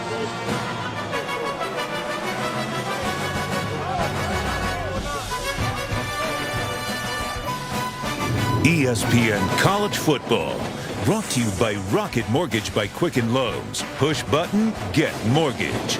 And Arby's. Arby's, we have the meats. We get to a lot of college campuses. This is one of the coolest things I've ever seen. It's a senior walk that's 4 miles long and has the years and names engraved of everybody from the 1800s. And the names of these players will be engraved on the concrete for the senior walk. Over 170,000 graduates are now listed. They will include Dan Skipper, Dietrich Wise, Drew Morgan, and others playing on senior night for Arkansas tonight. The last 2 games of the regular season for the Razorbacks are on the road. And they're down 18 points to LSU. A lot of time left. But they're playing against a great defense and great special teams as Stewart is spun to the ground at the 10-yard line. And Arkansas will be backed up here. You look at what Fournette and Geis have done so far in the game. Last drive, they combined for 78 yards rushing. That last drive, you didn't think much was going to come of it. Backed up 2nd and 19. Here, we'll just hand it to Fournette. Next thing you know, you got 3rd and 2. We'll flip it to Geis. Next thing you know, you're in Arkansas territory. You're scoring a couple plays later. This team is so good when they can get the passing game tied in to the running game. That's exactly what they've been able to do tonight. Quick pass out on the flat behind Morgan. And he picks up about 3 yards, tripped up by Jamal Adams. Adnan, what do you have for us? Well, Dave, want to bring up today what's happening in the Big Ten. It's Michigan and Iowa. It's over on ABC. This is Ty Isaac here with a touchdown. The 37th rushing touchdown this season for Michigan that leads the FBS. Did just allow a safety, so it's 10-2, 6.5 left to go in the first half of play. Dave, back to you. And then just to support you, here are some Big Ten East standings. Boy, Penn State, a lot of people said, man, they're ranked way too high, but they have looked really good the last 2 weeks. That was a nice win against Indiana today. 2nd and 8, Allen in trouble, steps up and able to dump it off, but Kendall Beckwith absolutely destroys the running back. It's incomplete. Devwell Whaley will feel that in the morning. Beckwith at 247 met him when the ball arrived. Man, Allen does a good job stepping up, keeping his eyes downfield. There's just nothing you can do right there. What a tackle, what a hit. Separating the football from the intended receiver. Kendall Beckwith, he's all over the field. Every time you put on the tape, he stands out. One of the most consistent players in college football at the middle linebacker spot. 3rd and 8, Allen back to pass. And that one off target. Intended for Sprinkle. Adams in coverage, so Arkansas has to punt. And keep in mind, the Razorbacks have already scored 1 touchdown. That's just the 10th allowed by LSU this year. In order for Arkansas to win this game, they're going to have to score 3 touchdowns. LSU hasn't given up that many in a game this season, having already surrendered one. Arkansas just been inconsistent running the football, just getting them behind the chains, which worked out for them once on 3rd and 22. You can't rely on that every single time against a defense like this. Tre'Davious White muffed the football. Arkansas is on top of it. A big turnover by Tre'Davious White as Cody Hollister has it for the Razorbacks. That's the second big mistake that White has made in this game. He fell asleep on a pass play that cost him a touchdown, and now he muffs a punt return. Wow. Just takes his eyes off of it. Hollister in a perfect spot. Toby Baker, the punter, all kinds of fired up. I guess he can take credit for that if he'd like, Dave. Sure. Hey, nobody's going to cheer for it when you kick it 55 yards. So when the other guy muffs it, you'll accept the applause. Tough mistake by White.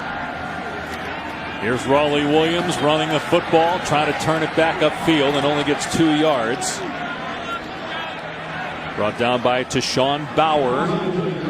You think Arkansas, well, look, they got to get something. They have to get points either way. Are you starting to think they need touchdowns because you're at 5.5 on the third, or can you get away here with just 3 points to make it a 2-possession game? No, you can get away with 3. There's still plenty of time. Obviously, Arkansas not known for the hurry-up, up-tempo offense. They can't generate points as fast as some of the other teams in college football, but it's certainly not too early to start panicking. Here's the throwback, and LSU read it beautifully. Boy, Jamal Adams was not fooled. They were trying to throw it back to the tight end Jeremy Sprinkle, and he loses yardage because of the smart play by Adams. So now it is 3rd down and 15. Great play by Jamal Adams. There was a little bit of room, not much. He made sure that room disappeared quickly as he closed on Sprinkle. Great job in the open field, bringing down the big-bodied tight end. Let's see how they handle this here. They try to run the ball to get 8-9 yards to give McFain, who's got a big leg, a chance. Or are they throwing it here in 3rd and 15? It will be a pass play. Setting up is Allen. His pass, though, is high. Boy, there was contact. There was contact made by Dwayne Thomas on the receiver, Jared Cornelius. Perhaps the official felt the pass was uncatchable, so it's 4th down. There was definitely a little contact. That ball was well off the mark. A little bit, but not much. What an answer by this LSU defense, guys. I mean, this is a couple of times now where they've been able to hold after a mistake in their own territory and put Arkansas in a difficult position, and there's no chunk plays right now coming from this Arkansas football team. White will get another chance here. He just muffed the punt. This one he secures at the 10. LSU in command, being physical on offense, with Geis and Fournette running over defenders, and physical on defense as well.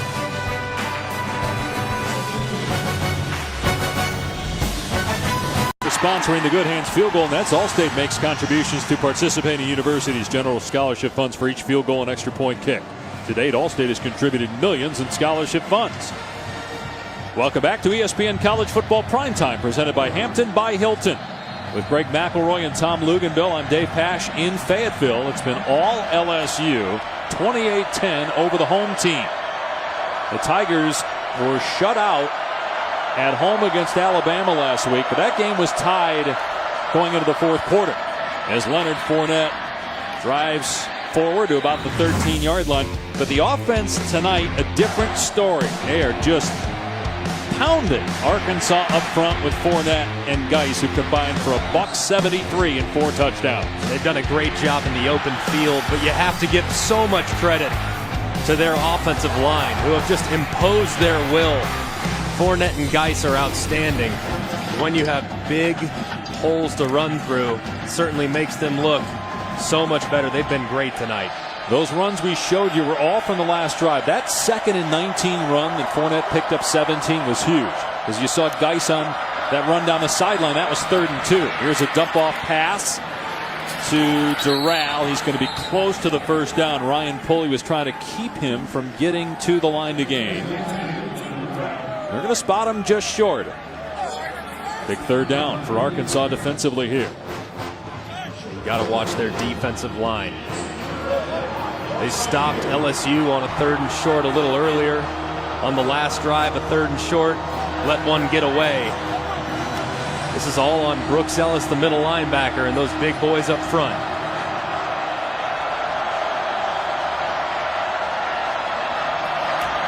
Fournette gets the first down easily.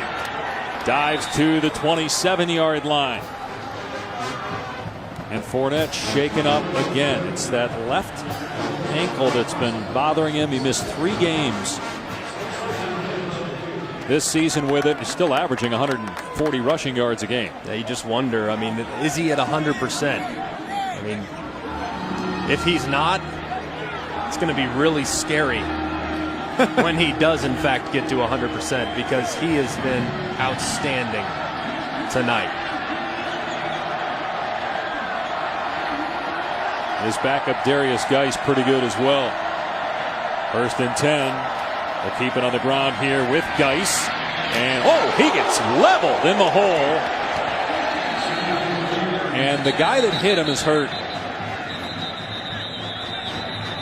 Randy Ramsey shaken up. Geis spun away from one man, and then there was a collision. It was DeAndre Coley who made the hit, and that's who's down. Coley for Arkansas.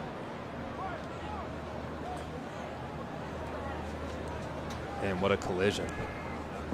And you saw an Arkansas player motion immediately to the sideline for the trainer. So DeAndre Coley being tended to on the field at the 25-yard line with 2:03 remaining in the 3rd quarter. Take a look here at the hit. Ooh, as they meet helmet to helmet there. Hopefully both guys are okay. It's remarkable to see DeAndre Coley sitting up. I mean, there was enormous contact. Tom Luganville was just telling us during the break that he's never heard anything that loud on the field. That type of collision there between Coley and Geis. I mean, their helmets met. Coley went down hard, but the fact that he's up on his feet when initially there were Arkansas players that were jumping up and down, motioning to the trainers on the sideline to get onto the field to help Coley. This is great to see. Thank goodness. That was a scary collision between him and Geis. We're going to take a look at this and listen here.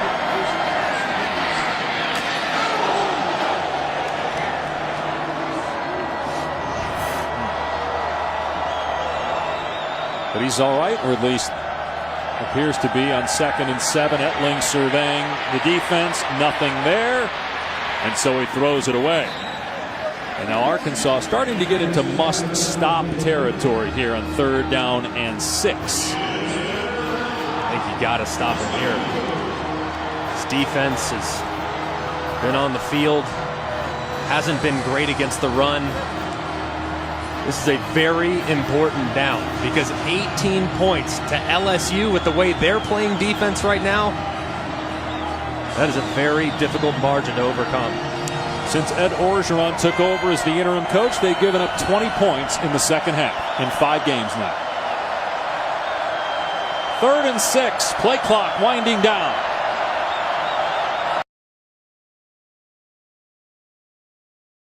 '25-yard line. Harris is there for Arkansas. Just run a bunch of twists up front. Bringing 6. Had to get aggressive defensively. Defensive coordinator Rob Smith called the right play at the right time to drop the LSU quarterback. That's Louisiana native DeJohn Harris, true freshman, getting his first sack of the season. And fair catch made by Cornelius at the 28-yard line after a 44-yard punt. Take a look at some news and notes as we span the globe of college football. Alabama clinching the SEC West with a rout of Mississippi State, and Auburn losing to Georgia. Clemson, after blowing out Syracuse and looking like maybe a team that could challenge Alabama last week, gets beat at home to Pitt. First regular season loss in 2 years, and boy, Ohio State back-to-back 60-point games. First time under Urban Meyer. When we saw him against Northwestern, we thought there might be some question marks about their offense. So did the coaching staff, but they've got it figured out apparently.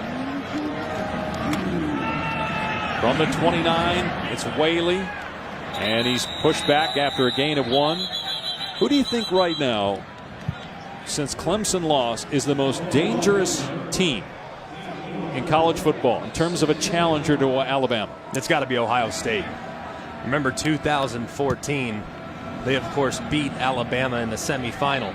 But if you look at that roster, the talent that Urban Meyer's recruited, the depth along the defensive line, and the seniority that they get from a quarterback in J.T. Barrett, they're poised for big moments. Allen throws complete. Tackle made by Cornelius. So no Michigan, huh? I'm going with Michigan. I think you can't put the cart in front of the horse, and that game's going to be it could be one of those knockdown, drag 'em outs like we saw with LSU and Alabama a week ago. And whoever makes the fewest errors makes the biggest plays. That one's going to be a great one for the big game.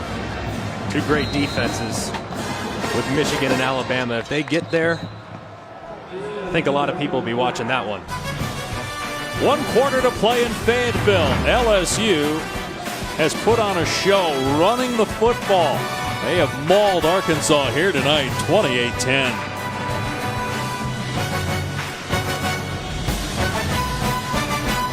You're watching the SEC on ESPN from Fayetteville, Arkansas. 28-10, LSU in front. Got college basketball for you Tuesday, the 6th annual State Farm Champions Classic from Madison Square Garden. At 7, it's Kentucky and Michigan State. And at 9:30, it's Duke and Kansas. So a great doubleheader. College basketball underway. NBA now in full swing. College football nearing the end of the regular season. The Golden Boot at stake tonight in this rivalry between LSU and Arkansas. The Razorbacks have won the last 2 meetings. Allen throwing here, and it's broken up, incomplete. Duke Riley made the play. Morgan the intended receiver, and it's 4th down and 6.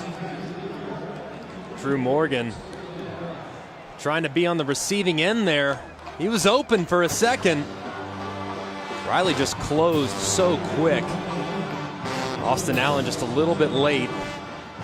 That's what this LSU defense does to you. You have to be perfect in the passing game because of their speed and their ability to recover. Kobe Baker to kick it deep. And this is a good punt. White immediately signals, and the fair catch made around the 15-yard line.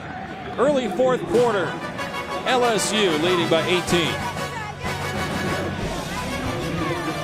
Cam coverage of tonight's game streaming live on Watch ESPN, brought to you by Microsoft Cloud. Big first half interception thrown by Austin Allen that led to a touchdown, and then Danny Etling throwing a bomb to Malachi Dupree that led to another touchdown. Leonard Fournette with 3 rushing scores on the day. Darius Geis also scored on the ground, and it's 28-10 LSU. If I'm not mistaken, this is the 5th game in Leonard Fournette's career in which he's had 3 touchdowns rushing. Pretty remarkable. Darius Geis here, and he's got a first down, picking up 12. Let's check in with Adnan. All right, Dave, thank you very much. I want to update you on what's happening over on ABC. Big Ten matchup, Michigan and Iowa. C.J. Beathard to Akram Wadley. They go for 2, failed in that respect, but currently a 2-point game at the half. Wolverines 9-0 coming in, Dave. And other than Wisconsin, Michigan has not been in a close game. So let's see how they handle that in the second half on the road at Kinnick. Geis over 100 yards rushing on the day on just 12 attempts. And only 2 carries against Alabama. Big hole for Geis here. He steps over a defender and dragged down. Otherwise, it's a touchdown. A gain of about 20. Here's Tom. Well, as of right now, with 14 minutes to go, they're going to shut down Leonard Fournette here for the rest of the game. For LSU, let Geis take it the rest of the way. 28 Williams, the backup. Now, he's a thumper. He'll be the guy that will come in and get him those short yardage situations, but 7 on the bench. You know you're good when the opposing team's fans are asking for a selfie. In the middle of a game. In the middle of a game. Not a fan of that, guys. Got to be honest. I don't like it either, but it's respect for a young man that's been absolutely incredible tonight and for a majority of his career in Baton Rouge. And Josh Butte, the right guard, is injured. The left guard, Will Clapp, was hurt earlier for LSU. ESPN College Football is presented by Hampton by Hilton. Book at Hampton.com for a guaranteed discount. And in part by the 2017 Kia Sorrento. Learn more at Kia.com. So it appears Leonard Fournette is done for the day. Tom reported, and also we saw Fournette signing autographs and taking pictures with the fans. LSU up 28-10, and the Tigers have the ball on their 46-yard line. Looking to improve to 6-3, 4-2, and 4-1 under interim head coach Ed Orgeron.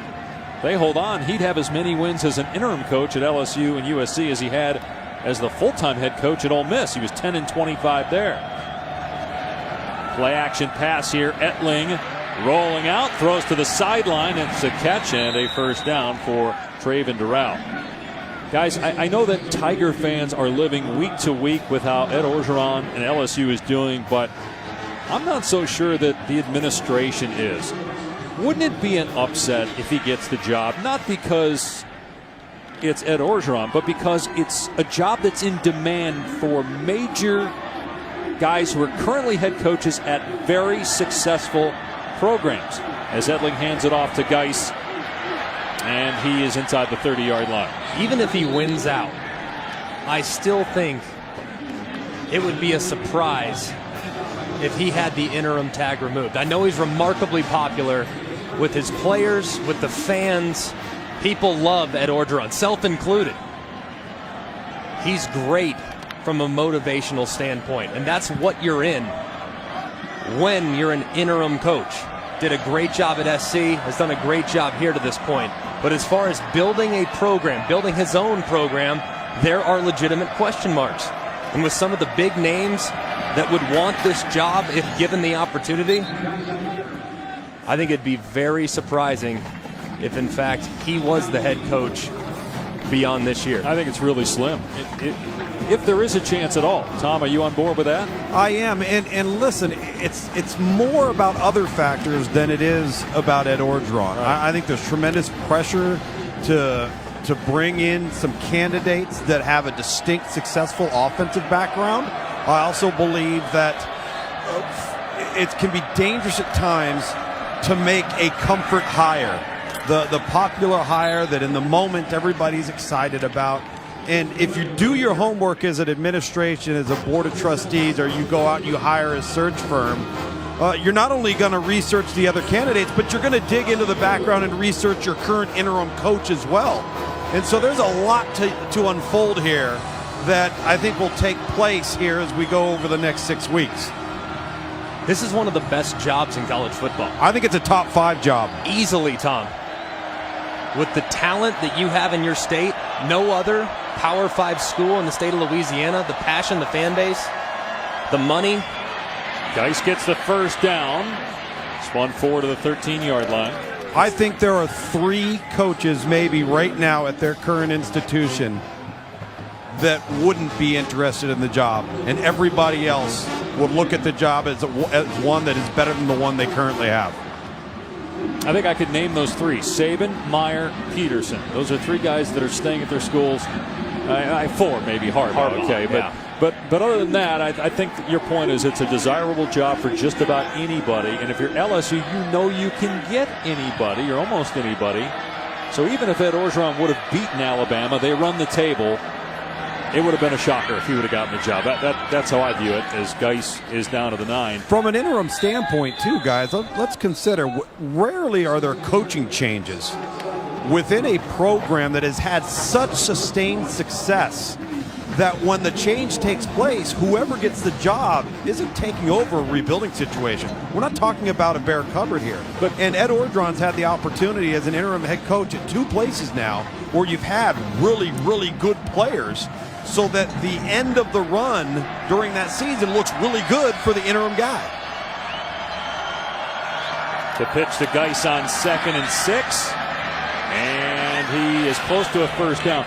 Guys, I think the bottom line, though, is if you're LSU, you didn't need to be here. They were going to fire Les Miles last year, and they didn't. They caved to pressure from the media and fans and didn't. So this almost becomes a wasted season. It's as if you were looking for a reason to fire Les Miles. It happened early in the year. You go with Ed Orgeron, a guy that you're, again, not likely to hire as the full-time guy. And I think the administration still has questions to answer. Joe Oliva, the athletic director, I think his handling of the Les Miles situation at season's end last year was very disappointing. And he has yet to answer some of the questions that I know LSU fans have for him. And I hope someday in the very near future, he'll address some of the things that went on behind the scenes in coming to the conclusion that he came to retain Les Miles last year and then dismiss Les Miles 4 games into this season.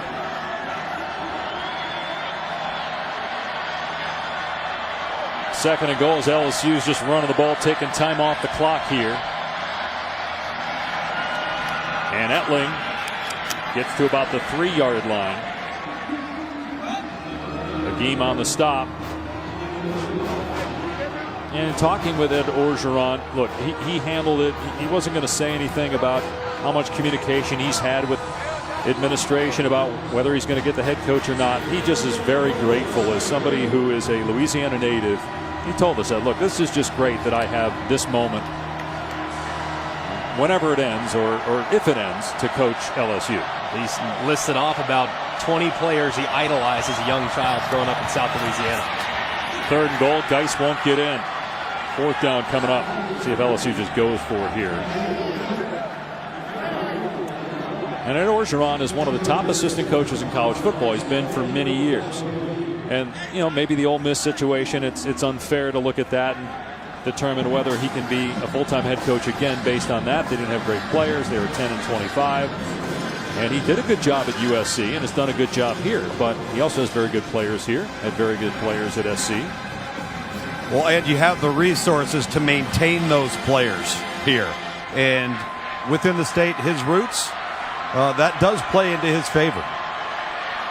Tell you what, if he doesn't get the head job here, he will be considered somewhere else for an open head coaching position. Kick off your Week 10 NFL Sunday on ESPN at 10 a.m. Eastern, NFL Insider Sunday edition. Then it's Sunday NFL Countdown at 11. On Monday Night Football, Odell Beckham, who starred at LSU, and the New York Giants, who are playing good football right now. Winners of 3 in a row, taking on the Bengals on Monday night. Coverage starting with Monday Night Countdown at 6. Special teams coach B.D. Pavito living it up with the players as they're rolling here in Fayetteville 31-10 as we welcome you back to ESPN College Football Primetime, presented by Hampton by Hilton. Midway through the 4th quarter.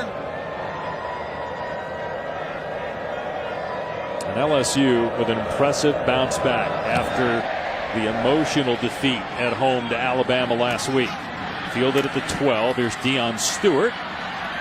Wrestled to the ground at the 27. Adnan, what do you got for us, pal? Well, Dave, just want to update you on what's happening in the Pac-12. This would be USC and Washington. And Jake Browning to John Ross. For Browning, 70-yard touchdown pass, longest of the season for him. Ross, 15 touchdown catches this season, leading the Pac-12. USC, though, has the lead, up by 4 through 3. And Wake Forest and Louisville, Cardinals up by 4. That's Brandon Radcliffe, his first 3 touchdown game of his career. They're now leading 23-12, Dave. And here it's 31-10. LSU in front as Austin Allen looks to pass and dumps it off on the screen. Williams past the 40-yard line into LSU territory. Still going. Didn't go out of the bounds until now inside the 20. I mean, that's a heck of a play. Going with a little screen. Perfectly executed. Couple of lead blockers out in front. Look at those big boys run. Stiff arm. That's a heck of a play right there. 47-yard pass play. Can they score quickly? Allen throws an interception. Picked off by Dwayne Thomas, who read the route better than the receiver. Well, you get a big play, and then you give it right back to the defense. Thomas with the pick. Allen throwing his second interception of the night. Just a great break on the football right after a big play. It's been the story of the night. Arkansas just can't put it all together. Thomas making the great play, getting 2 feet down.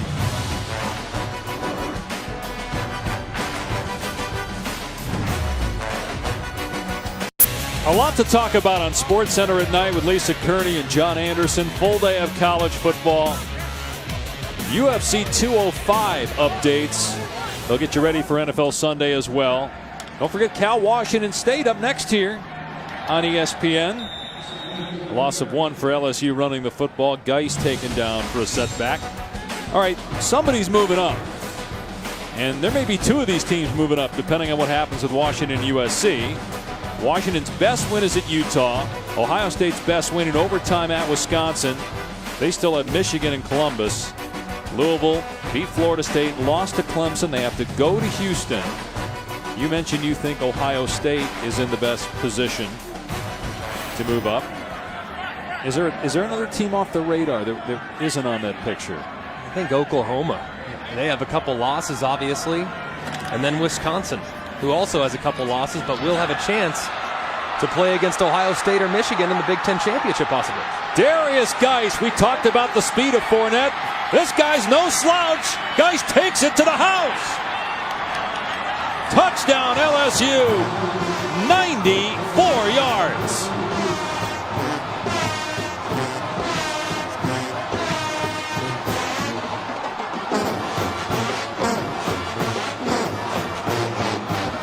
Darius Geis, who had 2 carries last week, has rushed for 252 yards and 2 touchdowns tonight. And the boot is going back to Baton Rouge. They said he deserved more carries. I think he's made the most of them tonight. 21 carries, 250 plus yards. You and I went down on the field before, in part because we wanted to see just some of these guys in their silks. Leonard Fournette in particular. And we both walked by Darius Geis and said, boy, that's a good-looking kid, too. That's the understatement of the day. I mean, there wasn't even much of a hole there. He created it on his own, then put on the burners. Come on, he's running away from an SEC defense. There he is, Leonard Fournette. He's the happiest guy in the stadium right now. And that's 358 rushing yards allowed by Arkansas. Again, the numbers for Geis, but think about Arkansas over the last 3 games. They gave up 543 yards on the ground to Auburn. Then they give up 12 to Florida. And tonight they've given up 350 plus to LSU. And Jekyll and Hyde for this defense. Had so many moments in which they looked fantastic. And then they just have a performance like tonight or against Auburn in which you don't even recognize the players on the field. Not playing up to their potential at all tonight, but you got to give a lot of credit to LSU, who's thoroughly controlled the line of scrimmage. Here's Stewart waiting for it on the 7 for the Razorbacks. He gets tattooed at the 22. Here's Adnan. Thank you very much, Dave. An update once again from the Pac-12. It's USC and Washington, number 20 versus number 4, and Darnold here to Daniel Emator Bebe, 24-13. The Trojans have the lead early in the fourth. Dave, back to you. And man, it's going to be interesting, isn't it? I mean, you touched on a pair of two-loss teams that you think are not out of the discussion. Clearly, the playoff committee doesn't think Wisconsin's out of it. The Badgers are 7th. Remember, they beat LSU. Yeah. Went to overtime with Ohio State, lost a tough game in Ann Arbor. Oklahoma lost to Houston and Ohio State. Those are their defeats. As Hatcher is past the 35, has the first down. It's going to get very interesting to see where Clemson goes. I think that's the biggest storyline heading into the rankings release on Tuesday. How far will they fall? That loss to Pitt really looks bad when you compare that loss with some of the other losses we've seen in college football. Almost another interception thrown by Allen as Dante Jackson broke on the ball. Well, on top of that, Greg, when you consider, and going back to the first quarter when we had the discussion, where they dropped this LSU team after losing 10 points to Alabama at home, and then coming out here and absolutely dismantling this Arkansas football team. So how they treat Clemson in relationship to how they've treated LSU and how they view these teams is going to be very interesting to see them answer that question. Tom, I don't understand how they could possibly drop them below Louisville. I don't either. I don't think they can, at least not right now. Not at this point. So you have to think their spot in the top 5 ahead of Louisville could very much be intact. Screen pass caught at the 30-yard line by Whaley. Past the 45, has the first down. Guys, but if you look at the 4 best teams right now, or even the 5 best teams, how can you say Clemson is playing better than Louisville right now? They beat Louisville, but that was a month and a half ago. I mean, Louisville has destroyed teams. Clemson barely beat NC State. I know they pounded Syracuse, but they barely beat NC State. They didn't play well in some other games. What about Louisville's home to Pitt? But Louisville, what about their game against Virginia, in which it took a throw in the final 15 seconds to secure the victory, or their game against Duke on a Friday night when they won 24-10, but that game felt closer than the score might indicate? Every team, for the most part, has blemishes. I do think that you look, though, at Louisville's resume versus Clemson's resume. Not only did Clemson win head-to-head, which I would hope would matter to the committee, but they've also beaten Auburn, who is a very high-quality football team. Louisville tonight, it appears as though they're going to hang on to win against Wake Forest, but that's only their second win this year against a team with an above 500 record. Their other was against Florida State. Frank Herron injured for LSU, but he's up now. So, guys, look, if Washington loses, does Clemson slide out of the top 4 then? Because you guys are saying that they should be ahead of Louisville. I think Louisville then should be number 4, and Clemson should be 5th. Do you guys keep Clemson in the top 4 if Washington ends up losing this game? I would. I understand that every game has to matter, but the beauty of our current system, as opposed to the BCS, is that you can look at the entire body of work and you're not penalized that much based on when you lose. You can lose in week 1. That's valued and weighted equally to when you lose, say, in week 10 or 11. Allen throwing a deep ball here, and it's incomplete. And, Tom, I'm not sure if you want to jump in here, but before you do, just an update. Iowa is now leading Michigan. There's a ways to go in that game, but it's 11-10 Iowa. Obviously, that would shake things up even more. Which, if something were to happen with that game, guys, makes this whole discussion ridiculous, because that's what we've got to consider in all of this. Is there's still a lot of football to be played. It doesn't matter how things look on paper. And I think the committee does pay close attention to that. They're not worried about whether your game was close with somebody it should not have been. I think they're digging deeper. It's not a surface level evaluation with these teams.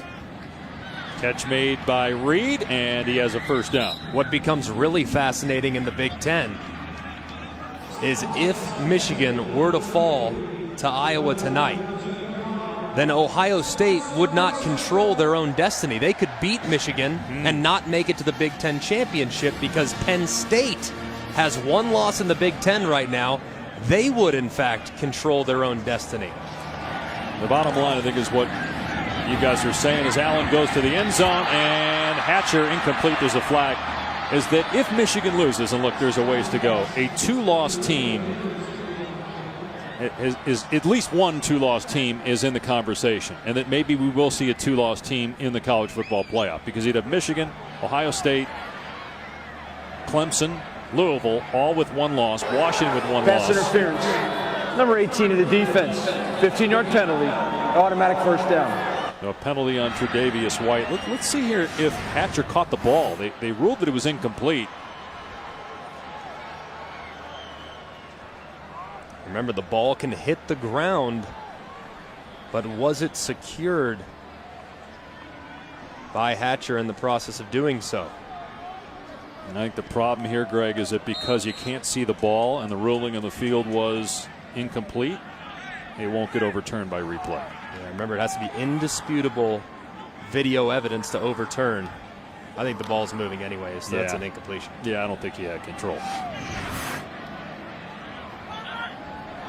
There's still 10 minutes to go, by the way, in Iowa City in the third quarter. It's 11-10, so there's plenty of time left. Allen throws over the middle, and Sprinkle has it at the 12-yard line.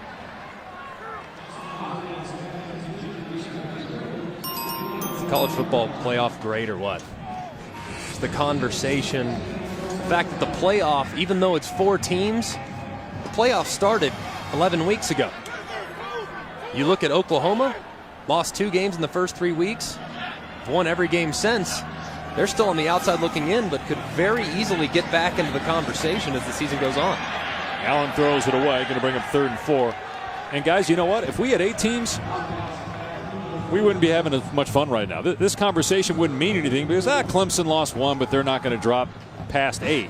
The fact that it's 4, I think if you go to 8, you take away a little bit from the regular season. Protect the regular season. And that's what they've done with the 4-team playoff. It still matters. You know a Power 5 champion is going to be on the outside looking in, Tom. You have to keep it at 4. Well, and the thing that I love about this whole discussion is, what if the things that needed to unfold down the stretch here would allow for a 2-loss Big 12 champion to get in, regardless of whether they have a championship game or not. Remember, just a few short weeks ago, they were done, out of it. Yeah. So let's see what happens with some other games, and now all of a sudden, how much weight would that carry if it came down to a decision in that room late in the season? Well, and Tom, there's one-loss teams like West Virginia that are outside the top 10. Right. You know, they play Oklahoma next week. So another penalty marker down. It looked, and I don't know how you guys, I thought seriously it was going to be, it would come down to one spot. Number 4 did not get set prior to the snap. 5-yard penalty. First down. Guys, I thought the way things are going, it was coming down to one spot. It was going to be Alabama, Clemson, Michigan, or Ohio State, or maybe both, and Washington. It was going to be between those 5 teams. But with the losses tonight, I think 12 or 15 teams are going to be in the conversation. And a lot of us looked at Clemson and said, they're probably the safest bet to get into the college football playoff. They play Pitt at home. They play South Carolina at home. They go on the road to Wake Forest, but they might have had the easiest road and probably the least likely to lose one down the stretch.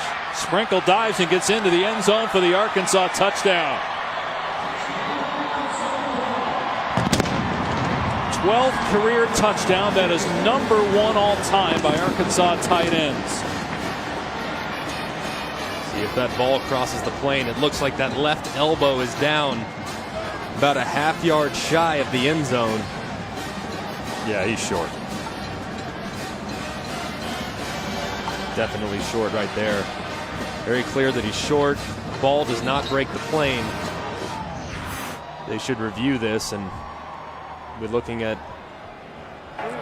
Ruling on the previous play is a touchdown. This play is now under video review. Take a look at this, and like we said, after looking at it at a couple of different angles, this is probably going to be brought up short. I think Texas A&M too is back in the conversation after today, right? It's tough to say, you know, because the committee also values injuries and takes those things into account. Trevor Knight hurt last week at Mississippi State, out for the regular season, possibility of getting back for the bowl game. But they have a tough road here too. They still have to play against the Bengal Tigers. Well, how big was Auburn's loss today, fellas? Sure, now they got 3 losses, Luke's. After video review, there's runners short of the goal line. Ball will be placed at the half-yard line where it'll be second down. And if Washington loses this game today, are they not out of it? Because if Washington State continues to win and then they beat them in the Apple Cup and then win the Pac-12 championship, I mean, are your heads spinning yet? My mind is just blown. I mean, completely blown. We can do what if, all these hypotheticals. It's crazy to follow, but it's the sport we love so much, and it's going to be a crazy few weeks, and I'm looking forward to Tuesday when the rankings are unveiled. Whaley fumbles the ball. Beckwith recovers in the end zone for a touchback. It's been that kind of a night for the Hogs. The play sums it up. Have what you think is a touchdown to Sprinkle. Review, brought up short, fumble. On the way in to the end zone. He just didn't collapse around the football as he tried to take it from Austin Allen. Just so many mistakes by Arkansas tonight. Offensively, yeah, it's going to look a little better than it probably was. 291 yards of offense, but that number was around 150 5 or 6 minutes ago. This Arkansas team just has to learn how to be more consistent. When they're playing well, they can play with anybody. But when they're playing poorly, it can get ugly very quick. You go 59-3 loss to Auburn, followed by 31-10 win to Florida, followed by 38-10 loss to LSU. I was really surprised tonight that Arkansas played as poorly as they did. Especially knowing how LSU played last week. Left it all on the field, so close. 3.5 quarters, 0-0 ball game. Thought they might come out with a little bit of a hangover. That certainly wasn't the case. Scored on the first possession and have poured it on since. But Arkansas, still a lot to play for. A lot of opportunities on their schedule. Can still obviously get to 8 wins in the regular season, which is an outstanding accomplishment. Nick Brosette picks up the first down. The 4th-string running back for LSU. All right, let's get you caught up on some scores around the country and show you the Capital One College Football Playoff Rankings Top 10. So Alabama won, Clemson lost, Michigan is down, Washington is down, Ohio State has trounced its last 2 opponents. Louisville is up big now on Wake after trailing. Wisconsin is rolling. A&M is leading, but it's not over yet. Auburn lost today. Penn State won today. Again, the Nittany Lions were the team that everybody looked at when 2 weeks ago, the initial rankings, they were number 12 and said, I don't believe that. It was a fluke win over Ohio State. But that team is rolling right now. That was a really good win against Indiana today. You pointed out if Michigan were to lose, how that really confuses the Big Ten East picture. I think probably for the first time in their lives, Ohio State fans are actively rooting for the Michigan Wolverines. They refer to them ever lovingly, of course, as the team up north. They need Michigan to win tonight because then Ohio State does in fact control their own destiny. Ohio State will never root for Michigan, and our friend Brian Greasy will never root for Ohio, as he would call it. Nick Brosette, tackle for a loss. The boot is being moved to the LSU sideline. Well, Arkansas is trying to win the Golden Boot for the 3rd straight year, which would be the first time since the 1920s. But it's going back to Baton Rouge. And Arkansas is going to fall to 6-4, 2-4 in the SEC. Ed Orgeron is going to improve to 4-1 as the interim coach. They'll be 6-3 overall, 4-2 in the SEC. Big game next week, obviously. for the SEC East as the Florida Gators come to Baton Rouge to play against an LSU team that's got to be feeling great after this performance. And that likely will be the final play. Well, time will tell whether Ed Orgeron is the head coach or not. Again, we think that very unlikely to happen. But bottom line, as an interim coach, he's done a remarkable job. To get this team focused to win 3 in a row, you put everything into the Alabama game. You go toe-to-toe for 3.5 quarters, lose, and then you bounce back to beat Arkansas and win the boot. Go get it, kids. Well done.